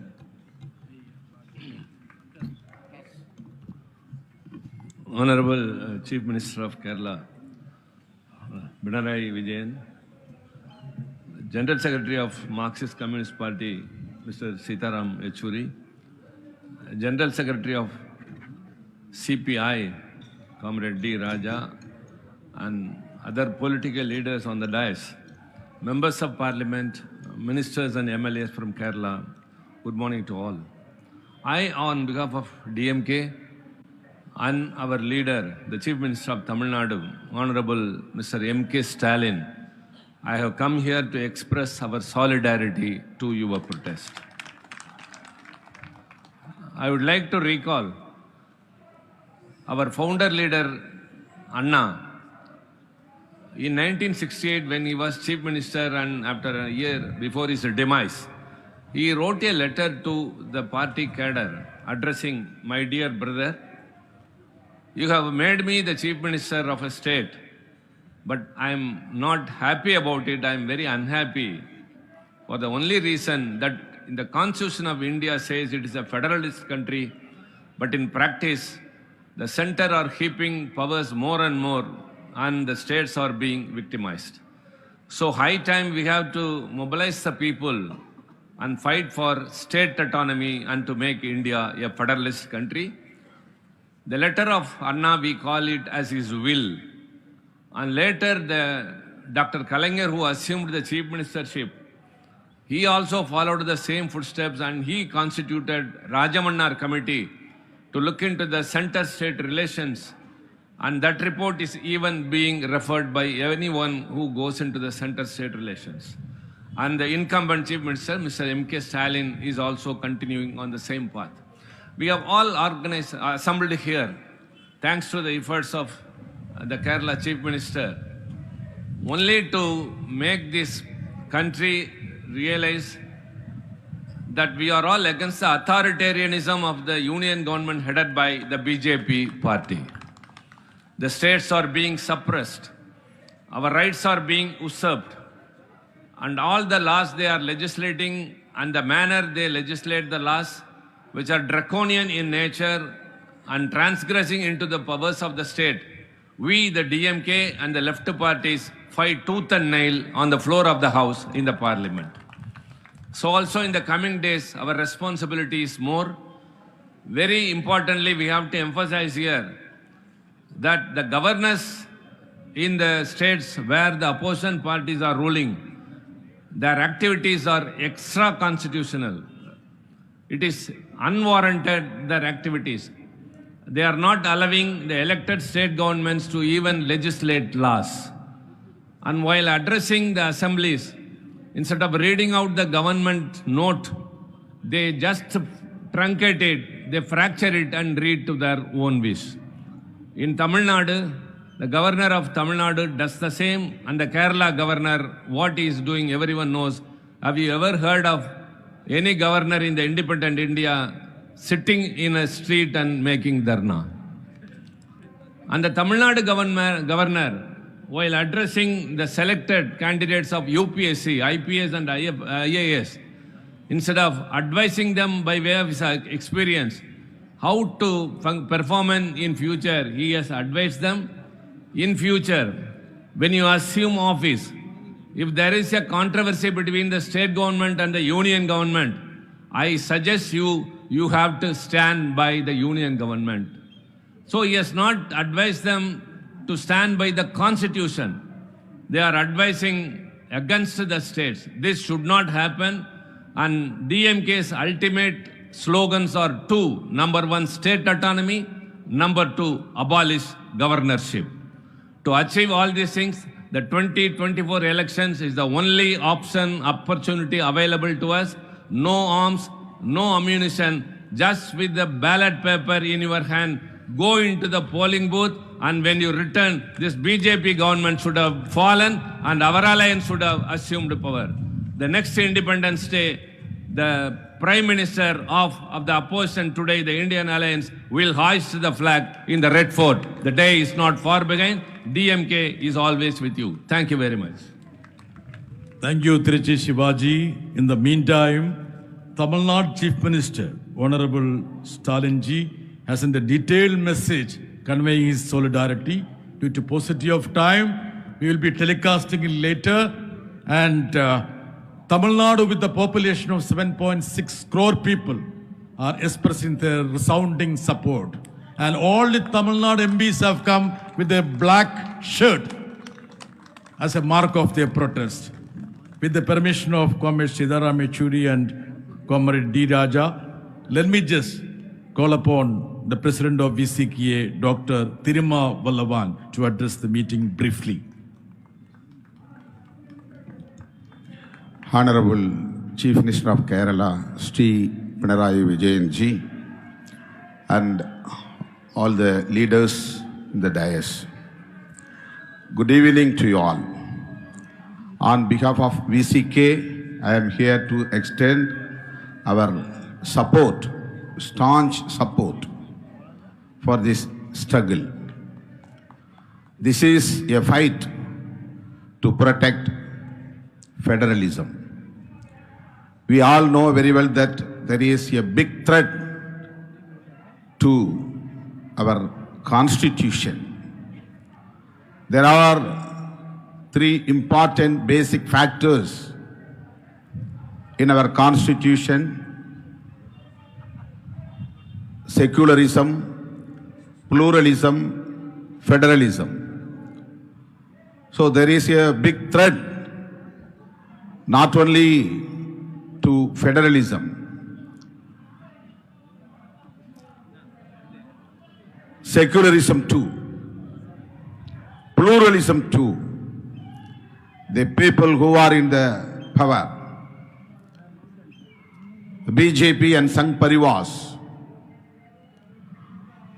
are purposefully diluting the values of the Constitution. So this is the big threat to our nation. Our Honorable Chief Minister of Kerala, presiding over this struggle to protect federalism. But we have to fight to protect our people, to protect our nation, to protect our Constitution. This is our main agenda. There is only one solution in front of us. We have to organize the people across the country to defeat BJP in forthcoming parliament elections. Tamil Nadu concern. We, Secular Progressive Alliance, under the leadership of our Honorable Chief Minister Thalapathy M.K. Stalin, is very strong in Tamil Nadu. There is no BJP. BJP is zero in Tamil Nadu. They will not get even a single deposit from single constituency. They will not get back deposit amount. So, like in Tamil Nadu, in each and every state, we have to be consolidated to defeat BJP. This is only the solution to protect our nation, to protect our Constitution. So we are with you all to fight against these fascist BJP and Sangh Parivars. Thank you for giving this opportunity.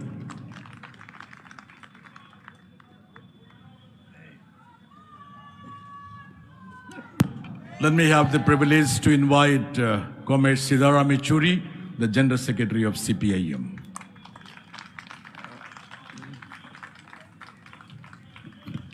Honorable Chief Minister of Kerala, Comrade Pinarayi Vijayan, his cabinet colleagues, members of the Legislative Assembly, and Comrade Raja, Comrade Tirumavalavan, and all the other leaders who are present here, and my dear brothers and sisters. We are supposed to close at 1:30, so there's very little time, therefore, and since most of the issues have already been explained to you, why are we here? The Prime Minister, of course, yesterday thundered, saying that the opposition is trying to create a north-south divide. I think the Honorable Prime Minister should understand what is India's geography. Mr. Kejriwal is north-south. Mr. Maan is north-south of Punjab. Mr. Farooq Abdullah from Kashmir is north-south. भूगोल का तरफ परिचय प्रधानमंत्री को करवाने की ज़रूरत है, क्योंकि वो शायद भारत का भूगोल नहीं जानते. ये दक्षिण उत्तर का नहीं है लड़ाई, ये लड़ाई है हमारी हकों का, हमारी बुनियादी हक है, और ये हक हमें हमारा संविधान देता है. It is the Constitution of India that gives us this right. That is, India is a union of states. Without the states, there is no union. Now you are going to have, according to Prime Minister Modi, you are going to have only the union and no states. Reduce the states to come to the center with a begging bowl for their due share. This is not acceptable. That is why is this happening? It is not merely because of the authoritarian trend. Of course it is. Of course it is. They want to centralize power. But the larger issue we must keep in mind. And the larger issue is that they want to convert the character of our country from being a secular democratic republic into a fascistic, utterly, rabidly intolerant Hindutva Rashtra. And for the creation of a Hindutva Rashtra, what they need is a unitary state structure, not a federal state structure. So this entire drive towards unitary state structure, this entire drive for centralization is part of the larger construct of converting the character of our country from being a secular democratic republic into a fascistic authoritarian Hindutva Rashtra. That is a fundamental point we'll have to bear in mind why these assaults are coming. And that is why we have to understand that, as Mr. Kejriwal said, the wheel of time keeps on moving. But then you have a Prime Minister जिन्होंने कहा कि मैं काल चक्र को ही रोक दिया. अयोध्या में बोलते हुए उन्होंने कहा कि काल चक्र को हमने मोड़ दिया. काल चक्र को मोड़ने वाला आज तक ना पैदा हुआ ना पैदा होगा, और काल चक्र घूमेगा, और जब घूमेगा तो बड़े लोगों की बात छोड़िए, हमारे एक बहुत प्रसन्न हिंदी फिल्मी एक्टर थे जो ह्यूमरस रोल्स करते थे. पुराने लोगों को याद होगा, शायद इस पीढ़ी को भी, जॉनी वॉकर का नाम तो सुना होगा. जॉनी वॉकर साहब बेचारे मरते मरते बहुत ही गरीबी में मरे. उस समय किसी पत्रकार ने उनसे पूछा, क्या कहते हो आप, एक समय तो ऊंचाई पे चढ़े हुए थे, कोई फिल्म नहीं बनती थी बिना आपके, और आपके गाने की वजह से फिल्म मशहूर होती थी, अब कोई पूछने वाला नहीं है, तो क्या कहोगे इसके बारे में? तो जॉनी वॉकर ने कहा उनको, याद रखो, तेनसिंग नोर्गे ने माउंट एवरेस्ट पे चढ़ा, लेकिन वहीं पर बैठा नहीं रहा ना बैठ सकता, उतरना पड़ा. हम सबको वही होगा, जो चढ़ोगे तो उतरोगे, और ये उतरने का टाइम आ गया मोदी साहब के लिए, और ये उतरवाने का टाइम भी आ गया. और इसको बिना इनको आज सत्ता से हटाए, सरकार से हटाए, आज अपनी देश की संविधान को, अपनी देश की चरित्र को, अपने देश को हम जो है बचा नहीं पाएंगे. तो इसलिए आज की ये जो संघर्ष है सिर्फ चंद पैसों की बंटवारा के बारे में नहीं है, ये है पूरा का पूरा एक संघर्ष हमारे देश की चरित्र के बारे में, हमारे देश के संविधान के बारे में, हमारे देश के अंदर जनवादी अधिकारों के बारे में। और इस लड़ाई को जारी रखना नहीं, इस लड़ाई को हमें जीतना है। और ये लड़ाई हम जीतेंगे 1924 में। और यही हम केरला की सरकार को और केरला के जो प्रतिनिधि जो आए हुए उन सबको ये आश्वासन दिलवाते हैं कि we give you all the assurance that our solidarity is with the struggle of the people of Kerala. We will continue to fight for the people of Kerala and for the legitimate rights guaranteed to us by the Constitution of India. So thank you very much. Thank you, Comrade Sidaram. Let me just invite Comrade D. Raja, General Secretary, CPI.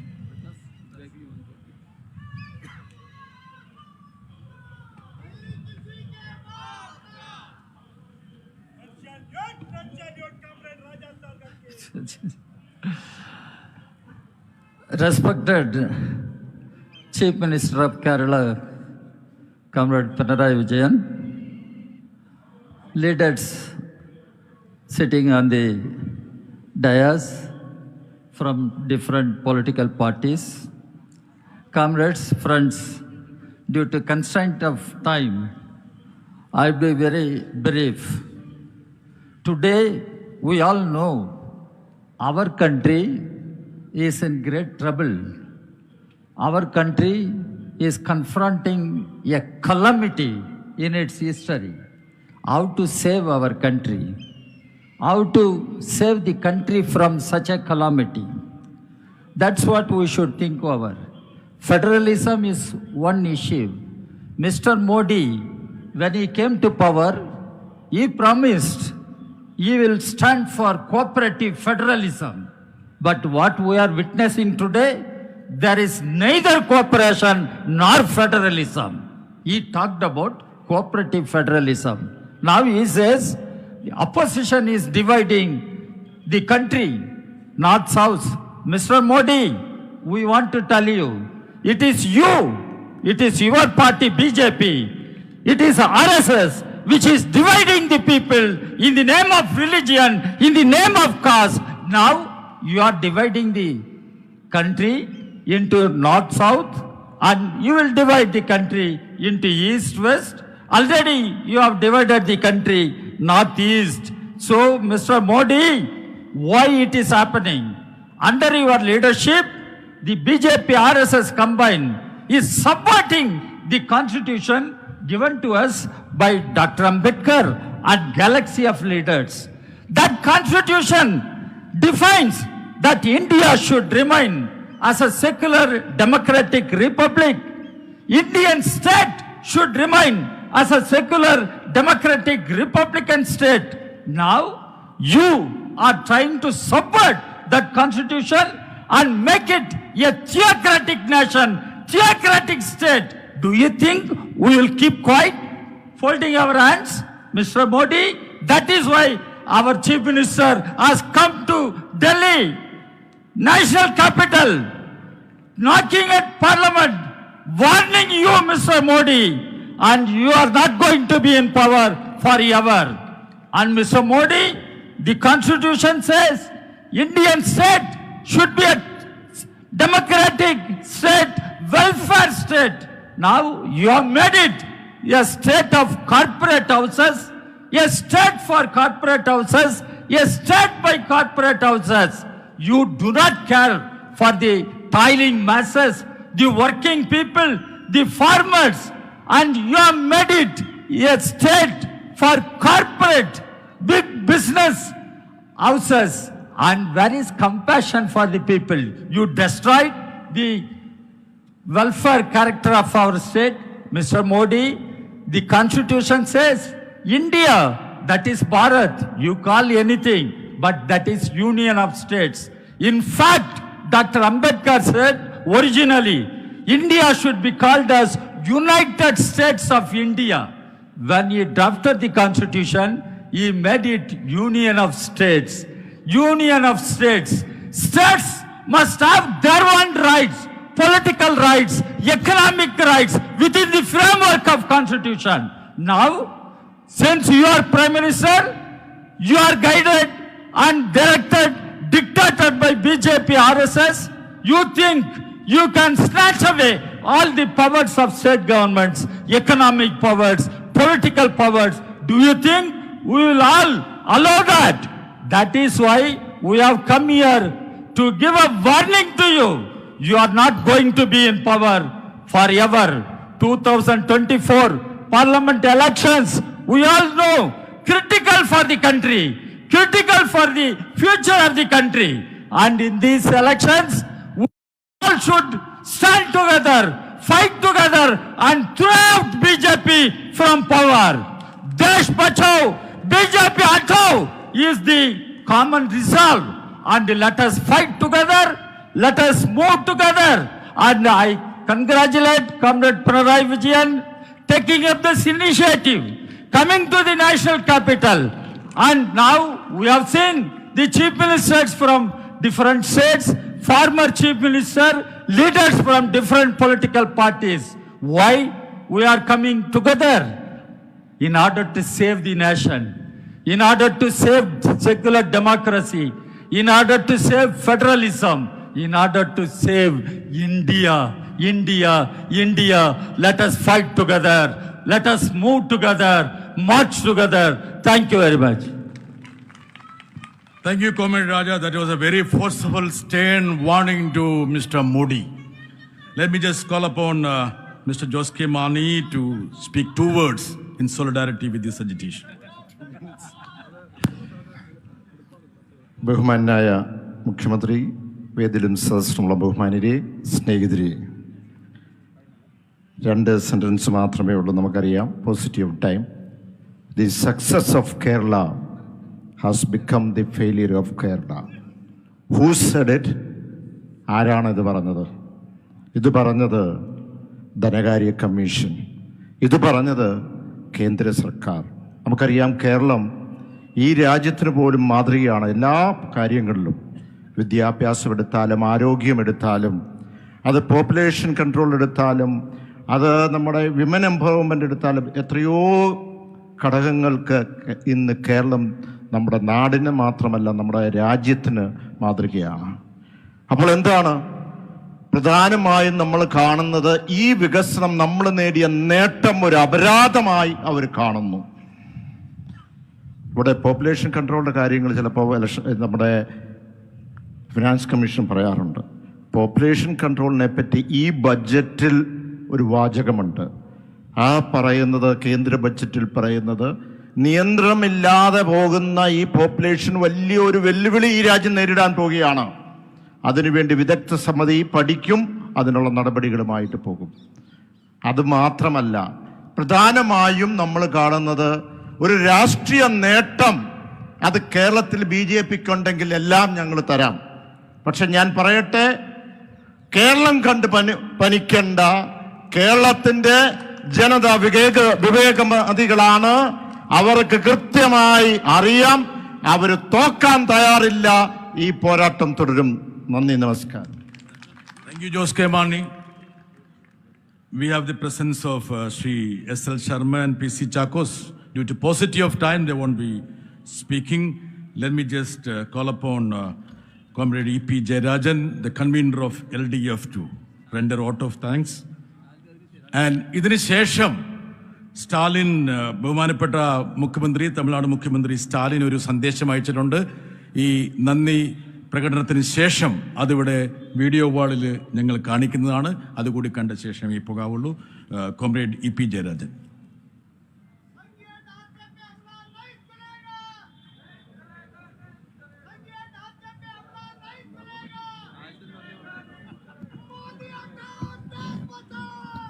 ആദരണീയരായ നേതാക്കളെ, സഹോദരീ സഹോദരന്മാരെ, കേരളത്തോട് കേന്ദ്ര government കാണിച്ചുകൊണ്ടിരിക്കുന്ന നീതികേടിനെതിരായി കേരളത്തെ സർവ്വമേഖലകളിലും ശ്വാസം മുട്ടിച്ചുകൊണ്ടിരിക്കുന്ന, അർഹതപ്പെട്ട ആനുകൂല്യങ്ങൾ നിഷേധിക്കുന്ന കേന്ദ്ര ഗവൺമെൻറ്റിൻ്റെ നയങ്ങൾക്കെതിരായിട്ടുള്ള പ്രതിഷേധമായിട്ടാണ് ഇന്ന് ഡൽഹിയിൽ ഇത്തരമൊരു സമരം രൂപപ്പെട്ടത്.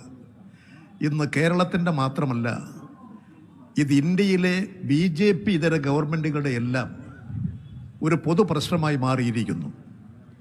BJP ഇതര ഗവൺമെൻറ്റുകൾ മാത്രമല്ല BJP ഭരിക്കുന്ന സംസ്ഥാനങ്ങളിലെ ജനങ്ങളോട് ഇതേ മനോഭാവമാണ് BJP പ്രകടിപ്പിക്കുക. ഇതൊരു ദേശീയ പ്രശ്നമായി വളർന്നു വരികയാണ്. ഈ സമരം ഡൽഹിയിൽ സംഘടിപ്പിക്കാൻ ആവശ്യമായിട്ടുള്ള എല്ലാ സഹായങ്ങളും സഹകരണങ്ങളും ചെയ്തു തന്ന ഡൽഹിയിലെ പ്രിയപ്പെട്ട ജനങ്ങളോട് ഇവിടെ ഇതിനു വേണ്ടി രൂപീകരിച്ച സംഘാടക സമിതി, ഇവിടെ ശ്രീ എളമരൻ കരീം, ശ്രീ ജോൺ ബ്രിട്ടാസ്, നമ്മുടെ കേരളത്തിൻ്റെ പ്രതിനിധിയായി ഡൽഹിയിൽ പ്രവർത്തിച്ചുകൊണ്ടിരിക്കുന്ന ശ്രീ KV തോമസ് മാഷ്, T ശിവദാസൻ MP തുടങ്ങിയിട്ടുള്ളവരുടെ എല്ലാ നേതൃത്വത്തിൽ ഇവിടെ പ്രവർത്തിച്ചു. ഇവിടുത്തെ സംഘടനകൾ നിർലോഭമായ പിന്തുണയും സഹായങ്ങളും നൽകി. ഇതൊരു ചരിത്ര സംഭവമായി, ഒരു ഹിസ്റ്റോറിക്കൽ പ്രശ്നമായി ഇത് മാറിക്കഴിഞ്ഞിരിക്കുകയാണ്. ഈ സംരംഭത്തിന് സഹായിച്ച എല്ലാവരോടും ഇടതുപക്ഷ ജനാധിപത്യ മുന്നണിക്ക് വേണ്ടി ഞാൻ നന്ദി രേഖപ്പെടുത്തുന്നു. ഈ വാർത്തകൾ ജനങ്ങളിലെത്തിക്കാൻ ഇന്നലെ മുതൽ ഇന്നുമെല്ലാം ഞങ്ങളോടൊന്നിച്ച് സഹകരിച്ച് പ്രവർത്തിച്ചു കൊണ്ടിരിക്കുന്ന എല്ലാ മാധ്യമ സുഹൃത്തുക്കളോടും ഞങ്ങൾക്കുള്ള നന്ദി രേഖപ്പെടുത്തുകയാണ്. ഇടതുപക്ഷ ജനാധിപത്യ മുന്നണി നിങ്ങളോട് പ്രത്യേകം നന്ദി രേഖപ്പെടുത്തുന്നു. ഒന്നുകൂടി പരിപാടിയിൽ പങ്കെടുത്തിട്ടുള്ള ആദരണീയനായ കേരളത്തിൻ്റെ മുഖ്യമന്ത്രി, അതുപോലെ തന്നെ ഈ പരിപാടി വളരെ സമ്പന്നമാക്കി തീർത്ത CPIM-ൻ്റെ ജനറൽ സെക്രട്ടറി സഖാബ് Sitaram Yechury, CPI general secretary Shri D Raja, ബഹുമാനനായ ഡോക്ടർ ഫറൂഖ് അബ്ദുള്ള, ഡൽഹിയിലെ പ്രിയപ്പെട്ട മുഖ്യമന്ത്രി ശ്രീ കേജ്രിവാൾ, ശ്രീ ഭഗവത് മാൻ, ശ്രീ പളനിവേത് ത്യഗരാജ്, പ്രശസ്തനായ അഭിഭാഷകൻ senior advocate Kapil Sibal, Shri SL Sharma, Shri Trichy Siva, Shri Thirumavalavan തുടങ്ങിയിട്ടുള്ള എല്ലാവരോടും കേരളത്തിനുള്ള നന്ദി രേഖപ്പെടുത്തുന്നു.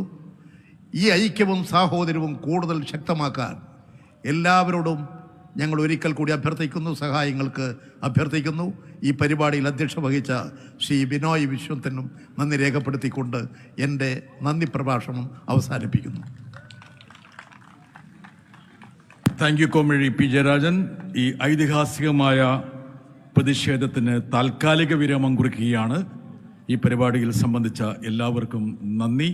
ഇപ്പോൾ ബഹുമാനപ്പെട്ട സ്റ്റാലിൻ്റെ വീഡിയോ സന്ദേശം ഇവിടെ പ്ലേ ചെയ്യുന്നതാണ്.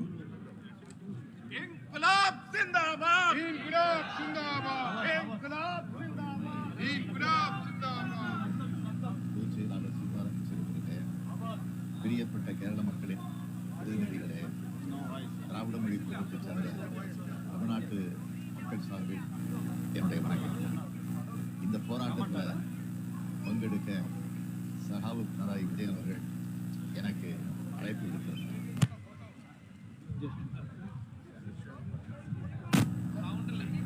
இருக்கிறதுக்காக ஸ்பெயின் நாட்டுக்கு பயணம் மேற்கொண்டு நேற்று தான் தாயகம். அதன் காரணமாக என்னால் இந்த போராட்டத்தில் பங்கெடுக்க முடியல. எங்களோட கட்சி சார்பாக மாண்புமிகு அமைச்சர் PTR வேணிவன் தியாகராஜன்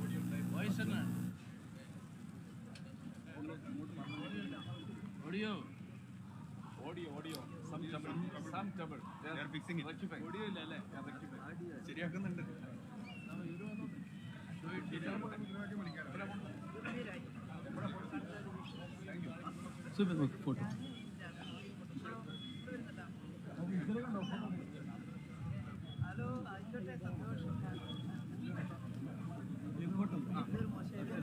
வணக்கம். கேரள மாநிலத்தின் மாண்புமிகு முதலமைச்சர் சகாவு பினராயி விஜயன் அவர்களே, CPIM பொதுச் செயலாளர் சீதாராம் யெச்சூரி அவர்களே, பிரியப்பட்ட கேரள மக்களின் பிரதிநிதிகளே, திராவிட மொழி குடும்பத்தைச் சேர்ந்த தமிழ்நாட்டு மக்கள் சார்பில் என்னுடைய வணக்கம். இந்த போராட்டத்தில் பங்கெடுக்க சகாவு பினராயி விஜயன் அவர்கள் எனக்கு அழைப்பு விடுத்திருந்தார். நான் முதலீடுகளை ஈர்க்கிறதுக்காக ஸ்பெயின் நாட்டுக்கு பயணம் மேற்கொண்டு நேற்றுதான் தாயகம் திரும்பினேன். அதன் காரணமாக என்னால் இந்த போராட்டத்தில் பங்கெடுக்க முடியல. எங்களோட கட்சி சார்பா மாண்புமிகு அமைச்சர் பிடிஆர் பழனிவேல் தியாகராஜன் மற்றும் எம்பிக்களை அனுப்பினேன். கேரளத்திலிருந்து மக்கள் பணியாற்ற வேண்டிய உங்களை டெல்லிக்கு வந்து போராட்டம் நடத்த வச்ச மிக மோசமான அரசியல் சூழலை நினைச்சு வருத்தப்படுறேன். வணக்கம். கேரள மாநிலத்தின் மாண்புமிகு முதலமைச்சர் சகாவு பினராயி விஜயன் அவர்களே, சிபிஐஎம் பொதுச் செயலாளர் சீதாராம் யெச்சூரி அவர்களே, பிரியப்பட்ட கேரள மக்களின் பிரதிநிதிகளே, திராவிட மொழி குடும்பத்தைச் சேர்ந்த தமிழ்நாட்டு மக்கள் சார்பில் என்னுடைய வணக்கம். இந்த போராட்டத்தில் பங்கெடுக்க சகாவு பினராயி விஜயன் அவர்கள் எனக்கு அழைப்பு விடுத்திருந்தார். நான் முதலீடுகளை ஈர்க்கிறதுக்காக ஸ்பெயின் நாட்டுக்கு பயணம் மேற்கொண்டு நேற்றுதான் தாயகம் திரும்பினேன். அதன் காரணமாக என்னால் இந்த போராட்டத்தில் பங்கெடுக்க முடியல. எங்களோட கட்சி சார்பா மாண்புமிகு அமைச்சர் பிடிஆர் பழனிவேல் தியாகராஜன் மற்றும் எம்பிக்களை அனுப்பினேன். கேரளத்திலிருந்து மக்கள் பணியாற்ற வேண்டிய உங்களை டெல்லிக்கு வந்து போராட்டம் நடத்த வச்ச மிக மோசமான அரசியல் சூழலை நினைச்சு வருத்தப்படுறேன். நேற்று கர்நாடக மாநில முதலமைச்சர் மாண்புமிகு சீதாராமையா அவர்களும் டெல்லிக்கு வந்து போராட்டம் நடத்தியிருக்காரு. இன்று திமுகவை சார்ந்த நாடாளுமன்ற உறுப்பினர்களால் போராட்டம் நடத்தப்பட்டுக்கிட்டு இருக்கு. நிதி பகிர்வில் தங்களோட மாநிலத்துக்கு பாரபட்சம் காட்டப்படுறதுக்கு எதிராக எல்லா மாநிலங்களும் போராட்டம் நடத்துகிற சூழலுக்கு தள்ளப்பட்டிருக்கு. இதுக்கு காரணமான ஒன்றிய பாஜக அரசு மக்கள் மன்றத்தில் பதில் சொல்ல வேண்டிய நாள் வெகு தொலைவில் இல்லை. சமூக நீதி காவலர் விபி சிங் அவர்கள் பிரதமராக இருந்தப்போ தமிழ்நாட்டின் முதலமைச்சர் தலைவர் கலைஞர்கிட்ட ஒரு கருத்தை சொன்னார். தமிழ்நாட்டின் கோரிக்கைக்காக நீங்கள் ஒரு முறை கூட டெல்லிக்கு வர தேவையில்லை, அப்படி ஒரு சூழ்நிலையை உருவாக்க மாட்டேன், தமிழ்நாட்டில் இருந்தபடியே சொன்னா போதும், நிறைவேற்றி தருவேன்னு சொன்னார். மாநிலங்களை மதிக்கிற மாநில மக்களையும் மதிக்கிறவங்களா முந்தைய பிரதமர்கள் இருந்தாங்க. ஆனால் பிரதமர் மாண்புமிகு நரேந்திர மோடி அவர்கள் மாநிலங்களை முனிசிபாலிட்டிகளை போல நினைக்கிறார். மாநிலங்கள் இருப்பதோ மாநிலங்களுக்கு முதலமைச்சர்கள் இருப்பதோ அவருக்கு பிடிக்கல. இத்தனைக்கும் குஜராத் மாநில முதலமைச்சராக இருந்து அதன் பிறகு பிரதமரானவர் அவர். ஆனால் பிரதமரானதும் அவர் செஞ்ச முதல் செயல் மாநிலங்களோட உரிமையை பறிச்சது தான். நிதி உரிமையை பறிச்சார், கல்வி உரிமையை பறிச்சார், மொழி உரிமையை பறிச்சார், சட்ட உரிமையை பறிச்சார். மாநிலங்களின் நிதி உரிமையை பறிக்கிறது ஆக்சிஜனை நிறுத்துறதுக்கு சமம். அதைத்தான் பாஜக அரசு செஞ்சிட்டு வருது. இது ஏதோ எதிர்கட்சி ஆளும் மாநிலங்களுக்கு மட்டும் நடக்குதுன்னு பாஜக முதலமைச்சர்கள் நினைக்க வேண்டாம். நாளை உங்க மாநிலங்களுக்கும் இதே கதிதான்னு எச்சரிக்கையாக சொல்ல விரும்புகிறேன். பாஜக அரசின் இந்த எதேச்சதிகார நடவடிக்கைகளுக்கு எதிராக தமிழ்நாடு அரசு உறுதியோட போராடி வருது. அதே பாணியில் கேரள முதலமைச்சர் காம்ரேட் பினராயி விஜயன் அவர்களும் போராடி வரார். ஜிஎஸ்டி வரி விதிப்புக்கு பிறகு மாபெரும் நிதி நெருக்கடி பெயரிடல எல்லா மாநில அரசுகளும் சந்திக்கிறோம். அனைத்து மாநில அரசுகளையும் ஒன்றிணைச்சு ஆளக்கூடிய ஒன்றிய அரசு இந்த நிதி நெருக்கடியை நீக்கிற வகையில் செயல்படணும். ஆனால் அப்படி செயல்படலை. மாநிலங்கள் வளர்ச்சி பணிகளுக்காக கடன் வாங்குறதுக்கு கூட தடையை ஏற்படுத்துகிறாங்க. மாநிலங்களோட பொது செலவினங்களுக்கு நிதி அளிக்கிறதுக்கான பொது கடன் என்பது இந்திய அரசமைப்பு சட்டத்தின்படி மாநில சட்டமன்றத்தின் தனிப்பட்ட அதிகார வரம்பிற்கு உட்பட்டது. மக்களுக்கு எல்லா நன்மைகளையும் செய்கிறது மாநில அரசுகள் தான். மாநில அரசுகிட்ட தான் எல்லா அன்றாட தேவைகளையும் மக்கள் எதிர்பார்க்குறாங்க. ஆனால் அதுக்கு பாஜக அரசு முட்டுக்கட்ட போடுது. இதை எல்லாரும் ஒன்று சேர்ந்து எதிர்த்தாகணும். இந்தியா கூட்டணி கட்சிகள் நம்மோட ஒற்றுமையின் மூலமாக இந்திய அரசை கைப்பற்றி பாசிச பாஜகவிற்கு முற்றுப்புள்ளி வைப்போம். அனைத்து மாநிலங்களையும் மதிக்கும் சமமாக நடத்தும் கூட்டாட்சி இந்தியாவை உருவாக்குவோம். காம்ரேட் பினராயி விஜயன் அவர்களுக்கும் கேரள அமைச்சர்களுக்கும் வாழ்த்துக்கள். உங்கள் எண்ணம் விரைவில் நிறைவேறும். நன்றி, வணக்கம்.